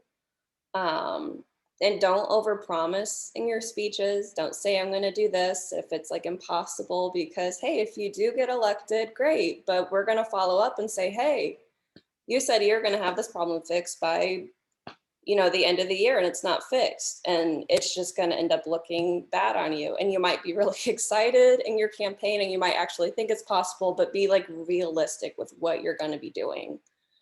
And then I know I kind of said like, show us that you can work the system of politics, but you also have to be relatable. Use words that relate to the average person. Don't say, we're going to be looking at unemployment numbers. Say, we're going to be getting jobs into the city. Don't say, we're going to be using X, Y, and Z funds. Say, we're going to be using your tax dollars to fix this. Like, make it relatable to people. I think personally for me, that makes it like, you seem like a lot more relatable as a candidate, and I can kind of relate to you more. And I don't feel like you're like an elite or, however you want to say that, if you're just relatable. And then like these guys said, stories always do really well. Even if we can't fit the whole story in there, it's good to have just like a general story. Even if we can't fit it on the air, it's good. I think it relates to people and makes them see that this problem has people. It's not just statistics. It's just, there's an actual person that's being affected by this, and this is how you want to fix it. So, yeah. Thanks, Jessica. And I think we've seen that in the last few years, that relatability piece has become so important in a lot of different ways on a lot of different levels of government for elected office. So I'm glad that you brought that up. So thanks for mentioning that. And we'll actually start with you again for this next question, Jessica. And it's, how do you engage the media in the most effective and proactive manner possible? What should you do and not do? And and maybe touch a little bit on kind of having that ongoing relationship as an elected official with the news media, or just the media in general. Yeah, I think some of the best practices is if you're going to be having an event, like, let us know. Like I said, like, send out a press release, or if you have a journalist that you worked with a lot, even just sending them like that personal one-on-one text, Twitter message, and email, like, kind of helps build that relationship and have more of like a working relationship with you, where I feel like you're reaching out to me, I can reach out to you whenever I have questions. Yeah, just be respectful of our time. Don't take things personally. If we interview someone that is of a different political opinion, what they say is not what we say. And I think a lot of people get that confused. We're just reiterating opinions of other people. It's not our opinion. So yeah, just be respectful, and just remember, at the end of the day, we're people and we have lives outside of this. So please be nice to us.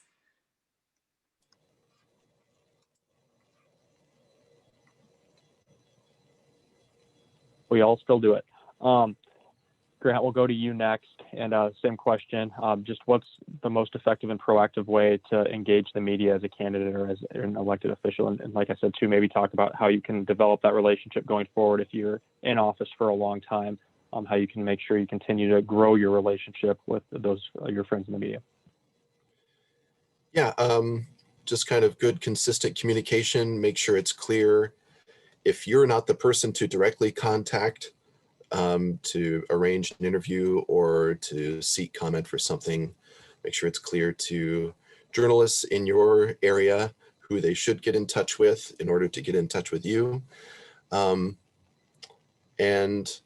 just, I think we'll try to be consistent with being clear on those things I was talking about earlier, what kind of interviews we're looking for, what kind of timeline we have to reach out for comment. Just try to be consistent, getting back to us and professional and clear in all those things. That just goes a long way to creating a good working relationship.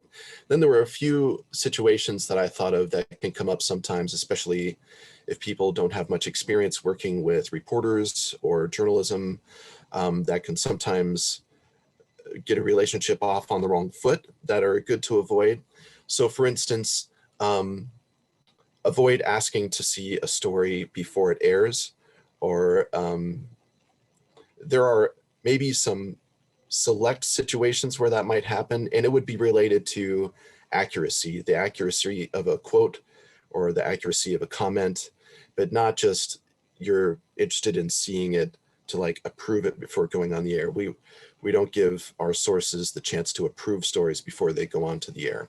So if you have a question about accuracy, like you made a statement, then you're not sure if it was recorded correctly, or you misstated something and you want to clarify the record, that's cool. You can get in touch about that, but just keep in mind, like, we're not giving stories to your competitors in advance either. That's just kind of a blanket policy across the board. And a sort of related thing about providing an interview after the fact. For the most part, you can find the work that we've done online afterwards. I've had people ask sometimes about providing the raw audio for a full interview that I've taken just a soundbite out of. And that's not something that I would provide except for maybe some specific circumstances that I can't really think of right now. So if there's an interview we've done, I would probably be willing to provide what aired or what was broadcast publicly, but not some larger piece that wasn't. Sometimes candidates will record their own version or their own copy of an interview, like they'll have their own recorder going during an interview just to sort of have their own copy that they can verify things with if they're concerned about that. And, you know, that's cool if they want to do that, but just a couple things that can just go toward sort of a trust between a reporter and a candidate or a source. Thanks, Grant. I appreciate that. And then Mike, we'll end with you. Same question on what's the most effective way to engage the media in the most proactive manner possible? Sure. And you know, again, just kind of agree with Jessica and Grant on a lot of their points. One thing, you know, the advance notice, you know, letting us know when you are going to have, if there is an event or forum, just knowing about it well in advance for a couple of reasons. It helps us plan, you know, who we can get there, photos, etc. And also, if it's open to the public, you want to make sure you get it in time for people to see that as well. And that's, if you're a candidate, you probably want the same thing. You want a packed house, not, you know, a sparse crowd. So that's a big one for us.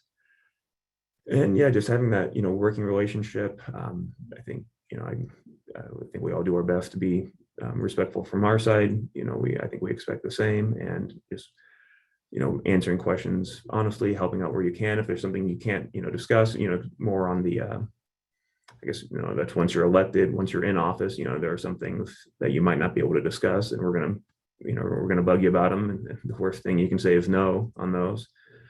But just, you know, working together, you know, we both have jobs to do. You know, we have our job, and as a candidate or an elected official, you have your job. So those, I guess the end outcome goals don't always perfectly align on that. But, I think at the end of the day, from our side, we're just trying to let the public know what's going on. So I think anything that can help in that regard is always appreciated. And I wanted to ask a follow-up question, and Mike, I'll start with you since you're still on.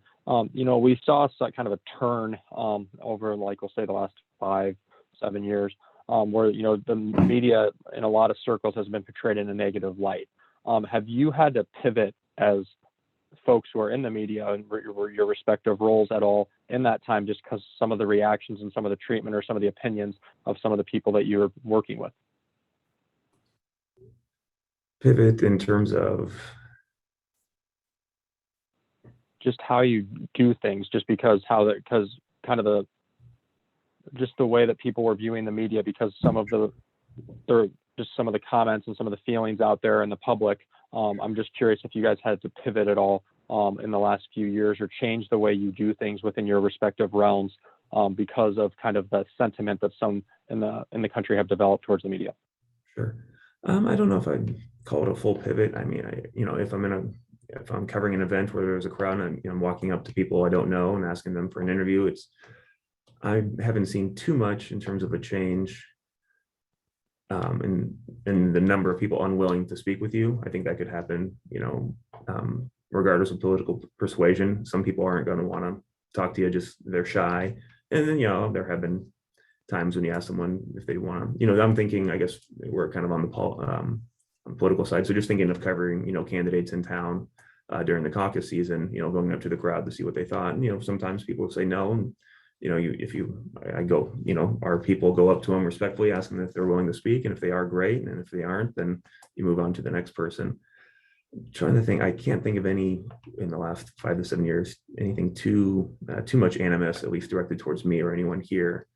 I know that's not the case for maybe the other two journalists on this call and definitely across the country. It's been sad to see what's happened, but from our perspective, it's been not a huge pivot. Just I'm very cognizant of it, and I guess the one place where I see it a lot is the Facebook comments, and you try just to not get I don't know, some self-care are days when you don't look at those, and other times making sure, if you're going to respond, I'll do that. Sometimes I'll get into those if I want to push back on something, but just be respectful. But a lot of time you just kind of let it go and move on and try not to let it eat at you too bad. Thanks, Mike. And Grant, I'll ask the same question to you. Have you seen anything changes over the last 5 to 7 years, obviously, with some of the sentiment towards the media? And have you had to change how you do things at all or anything along those lines, or had conversations with folks potentially of your colleagues in that same regard? We've had conversations about being careful about situations we put ourselves in. If there is a rally, for instance, that we think might be antagonistic toward the media, that we might be careful about sending people there alone or that kind of thing.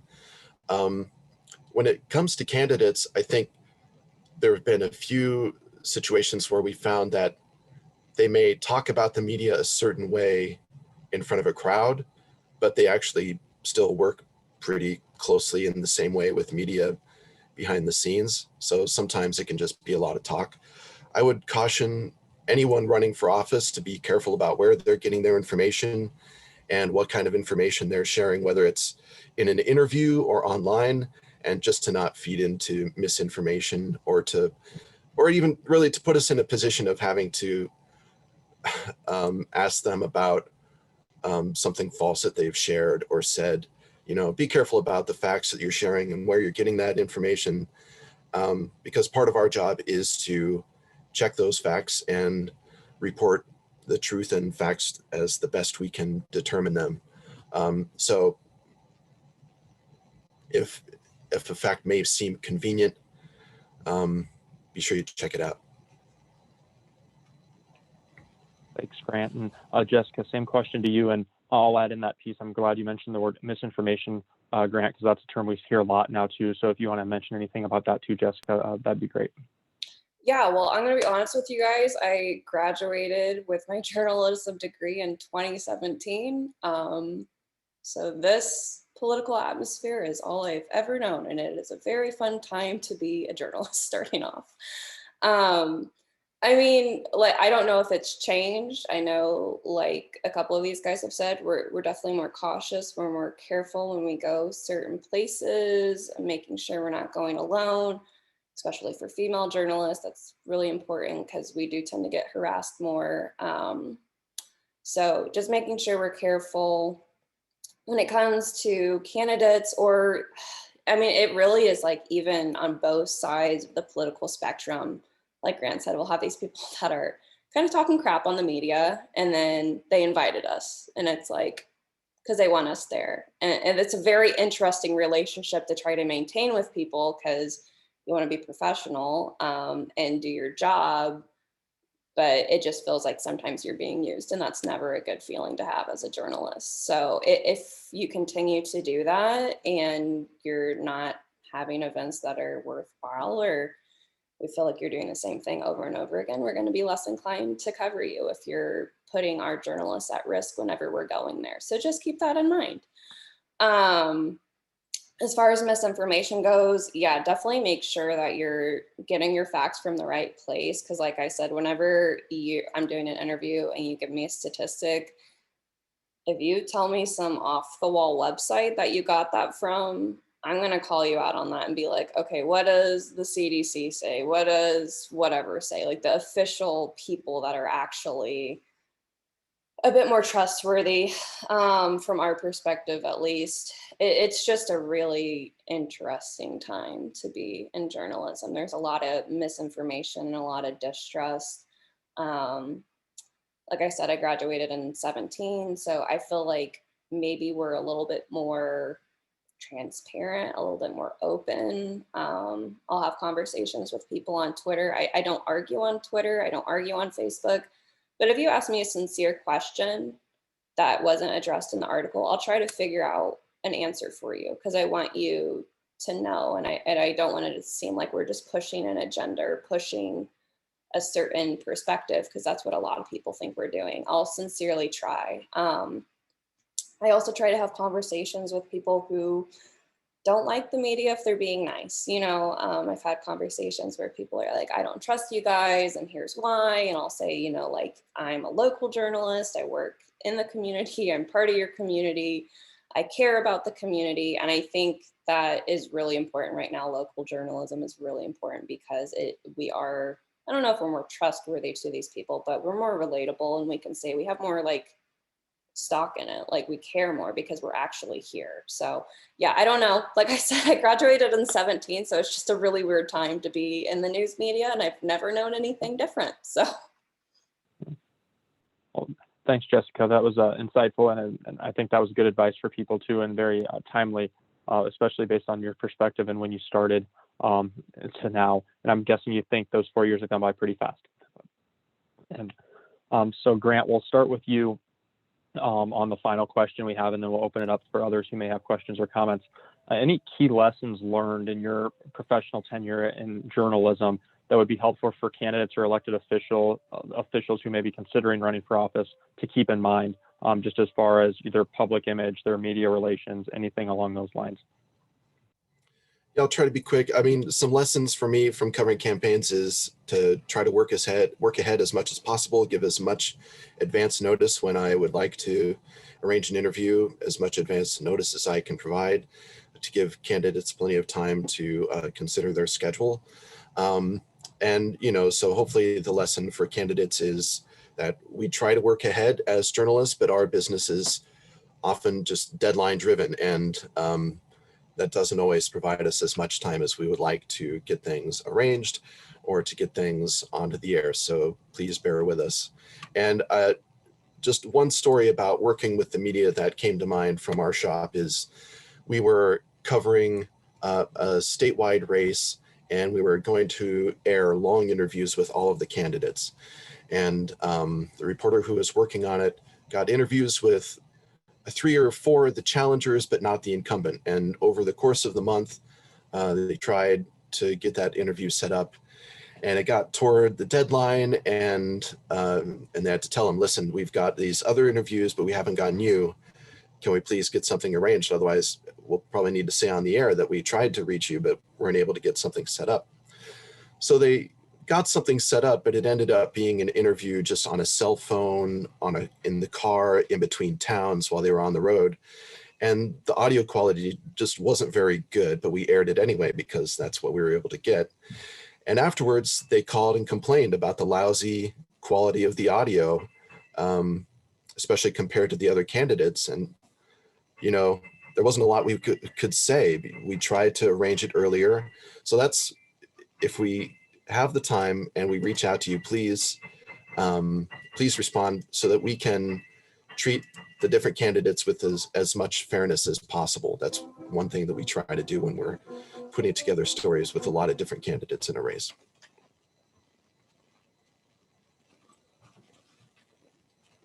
As a follow-up to that, I'm sure you guys have, all three of you have dealt with this, and we did Zoom interviews with candidates for the 2020 election, and we actually had a few of them that refused to do an interview because they're afraid of being recorded and it being taken out of context, and just didn't want to take that risk. Do you run into that very often? And if so, what are some steps that you may take to kind of alleviate that fear that some may have? I don't know that we've had any major candidates refuse us in that way. I think they mostly see the value. I think if that did happen, we would just try to pitch our track record. You know, do they have any basis for refusing an interview with us based on how an interview was presented? I don't think they would find any basis for that. And, you know, I think sometimes, especially in higher offices, candidates feel like they can work around the local media because fundraising in a lot of cases goes across state lines now. There are so many other ways that candidates can reach out to voters, and that's true, but we're still the media with the local listeners, and these are the people who are going to be casting their ballots. So I think that's part of our pitch is we're in the community, as Jessica was saying. Our listeners and viewers are your voters, and it's the people you want to reach. So please talk to us. Thanks, Grant. And Jessica, same question to you. Just as far as key lessons learned in working with candidates and elected officials that anyone looking at retaining office or getting into office should consider. And then maybe a little bit about that question I asked Grant as well, is how you handle individuals who may have a little trepidation about talking with you and being on the record, so to speak. Yeah, I mean, Grant kind of said, like, just get back to us. I don't want to not include your quote unquote side of the story. And that is really frustrating whenever people say they're not including our side of the story. And I did reach out to you. That's really frustrating. So yeah, just get back to us. If you want to voice your opinion, if you want to voice your political ideas, let us know what they are. Like, get back to us in a timely manner. Otherwise we can't, you know. I was gonna say, like, be careful who's on your team. If that makes sense. Like, if you have someone that works with the news media, make sure that they're working with the news media well. Sometimes a candidate is easier to reach via Twitter message than through their political or through their news media person's email or by phone. So like, make sure that the people on your team are working well with the media. And yeah, just be careful of what you post on social media. I know you guys are going to be touching on that. That sometimes is not even being done by the candidate or by the politician. It's done by another person, but we do see that, and it's never truly deleted. I'll just say that it's never truly deleted. We're going to see it and we're going to keep it. It's going to be used if it's something that you said that's off the wall. So just be careful with that. But yeah, just be careful, like, who's on your team. Make sure they have a consistent message with what you're saying. Make sure they're working well with the media. Make sure they're respectful of the media. And I know that eventually you will have those really personal connections with the journalist at a certain news station or at a certain broadcast radio station, but try to be respectful to all the people that are at an event. Don't like not shake the hand of someone. Like, we notice that. We're not going to be petty, but we do notice that. And it just kind of sours the relationship that you have with people. Yeah, so, and as far as the not being recorded thing, I just try to let people know, you know, what the topics are going to be, not the questions, what the topics are going to be, so they can prepare, let them know. It's usually not live. So I always say, you can mess up, you can backtrack and say, hang on a second, I said that wrong. I want to say this a different way. Like, if you correct yourself in that interview, or even like after the interview before it airs, like, I'm not going to take the wrong information and use it, or, you know, the other thing that you said. So I want to be able to talk to you in the future. I don't want to burn the bridge by doing a bad interview or making you look bad. I still want to be able to talk to you in the future. So I'm going to just not try to like completely do like a burn piece on you, if that makes sense. I don't know. I feel like I'm rambling, but yeah, I want to talk to you in the future. So I'm not going to purposely make you look bad, essentially. Thank you, Jessica. And Mike, we'll end with you. Same question. Just key lessons learned from working with candidates and elected officials that anyone looking to retain office or get into office should keep in mind. And then maybe if you have anything to add on those individuals who may not want to be recorded or not want to talk, just in a fear of being taken out of context or something in that light. Sure. And I guess maybe on the second question, picking up on what Jessica said, yeah, I mean, when we want to build that working relationship, you know, like we said from the first question, we're not here to serve you, but we all are also, you know, we want to work together, have a professional relationship. And so, you know, we're going to be tough but fair, you know, on some topics maybe you wouldn't want in the, you know, in the paper or broadcast. But like Jessica just said, we're not trying to burn anyone where, you know, we need something for another story down the road and you won't answer our call. Like, that doesn't serve anyone. So always just working to be fair and respectful, going both ways is huge. And that's a big lesson, you know, I've tried to take away. And I think, you know, if you just touching back on a few things that are already said kind of throughout this forum, just, you know, working together, that communication, you know, keeping those communication lines open. If, you know, if we request for an interview, getting back. Also, just understanding, you know, what we have said. If I'm sure there are times when you're trying to get a hold of someone, we're always working on deadlines. If the candidate or elected official is busy, you know, just know we're going to put in something along the lines of, we couldn't get a hold of you. But I think just knowing that's going to happen, but we know you're busy too. So I think, you know, we try our best to get to people, you know, as early as possible. But yeah, I'm just trying. I think that's about all I had for that one. So. Well, thank you, Mike and Grant and Jessica. We really do appreciate you taking the time to be with us. We're a little bit past noon, so I want to be respectful of everyone's time, but I do want to make sure I give credit to the three of you. That was an insightful forum, and you had some good information for individuals who may be considering running for office. Before we depart, I did want to give just a quick opportunity for those who did participate throughout. Did you have any questions or comments from the panel before we jump off of the Zoom? I want to thank the panel. My name is Matt Walsh, and I'm the mayor of Council Bluffs. And so a lot of times I'm the spokesman for the city. And this isn't particular to print media, but especially television and sometimes in radio. You make your point with the first question, but then, as Jessica said earlier, they try to make it conversational.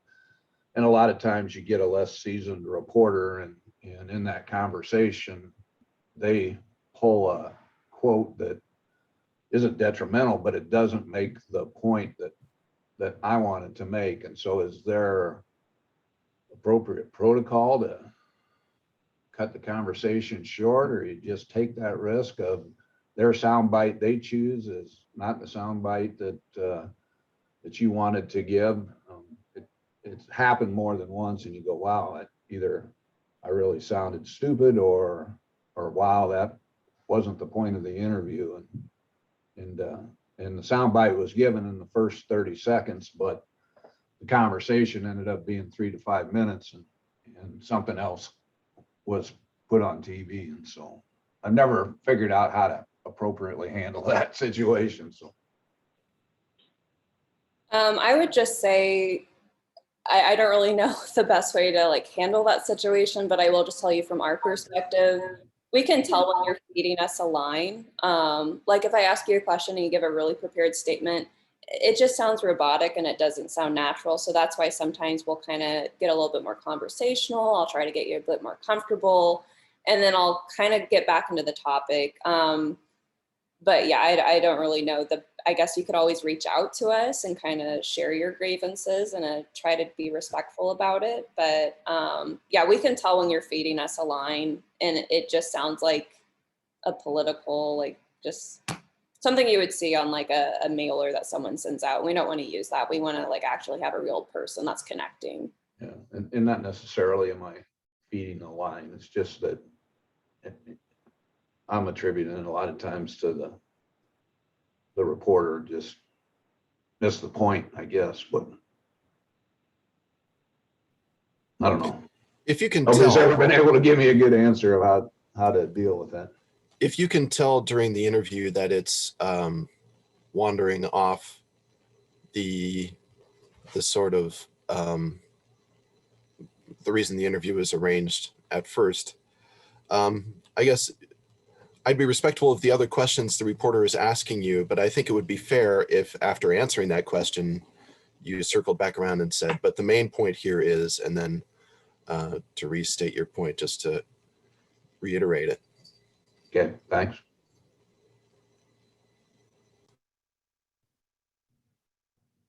Did anyone else have any other items they wanted to bring to the attention of the panel? I wanted to bring something up and it's kind of different. You know, I did a lot of media interviews when I was in Iowa as director of the Carrie Chapman Cat Center, including Iowa Public Radio. So Grant, good to meet you today, and did not have the pleasure of working with you. Since retiring to Nebraska, I have worked with Jessica as a co-president last year of the League of Women Voters. And you know, one of the things, so this is kind of turning a little bit, but one of the questions that the League is answering this year, and I've got some League members in on this as well, is that you know, voting rights has become such an important issue, and the League considers itself kind of an expert, and you know, an expert on this. We do a lot of research on it. So we have had a discussion recently. I've moved into the role now of Director of Communications for the State League.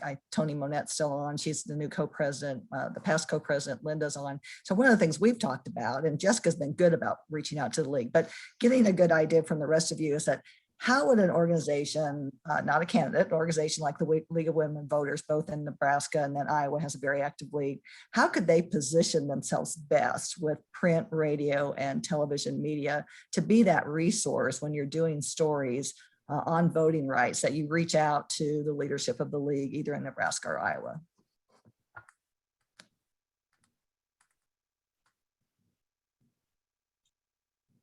One thing I've noticed in Iowa, the county auditors already have kind of a 2-sheet with detailing some of the changes. And I think it's mostly to share with the auditors, but having those kinds of resources that are easily shareable can make you a good resource for us to go to, and kind of a shareable resource even beyond our reaches. I think for me, and again, this might be attributing a little bit to my age, social media is really good. A lot of people get their information and get their news from social media. And I actually get a lot of sources and a lot of story ideas from social media.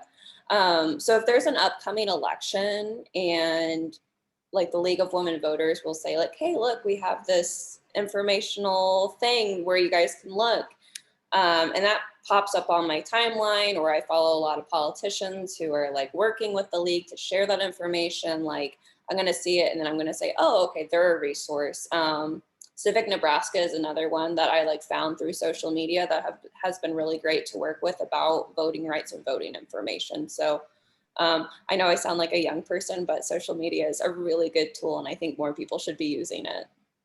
Well, we are using social media a lot more. And as you know, Jessica follows us on social media. So when we are trying to post that, so that's really great advice and we'll continue to do that. Thanks for your question, Diane. I'll go, sorry.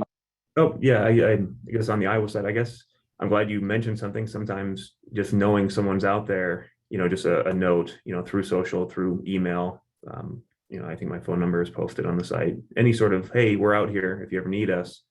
that just kind of puts that, in the back of your mind next time you're working on something related to that, like, oh yeah, I love, League of Women Voters, or any organization of the sort. I think press releases also do a good job if there's a topic that's coming up, just to like send us like a press release, be like, hey, we're gonna have this information. If you guys want to talk to an expert about whatever, like here's the person, here's their credentials, here's their contact information. Yeah, sometimes, reaching out to the media and letting it be known, like Mike said, that you are a resource helps a lot because we might not even know about it. Well, thank you again, Mike, Grant, and Jessica for joining us for the media panel. And thank you for all the attendees that attended for this session. I would be remiss if I did not mention we have our final session of the 4 candidate forums a week from today on August 6th, and it's dealing with social media, online presence, using text and other electronic resources. Obviously, that came up in our conversation today. It's a huge issue right now. It's largely impacting elections predominantly a lot of the time nowadays as far as impacting voters and turnout. So that should be a really good conversation next week from 9:30 to 12 again via Zoom. And we hope that you'll be able to join us again next week for our final Candidate Academy. And we thank you for joining us today. And I hope you have a nice rest of the day and a great weekend. Thank you, everyone.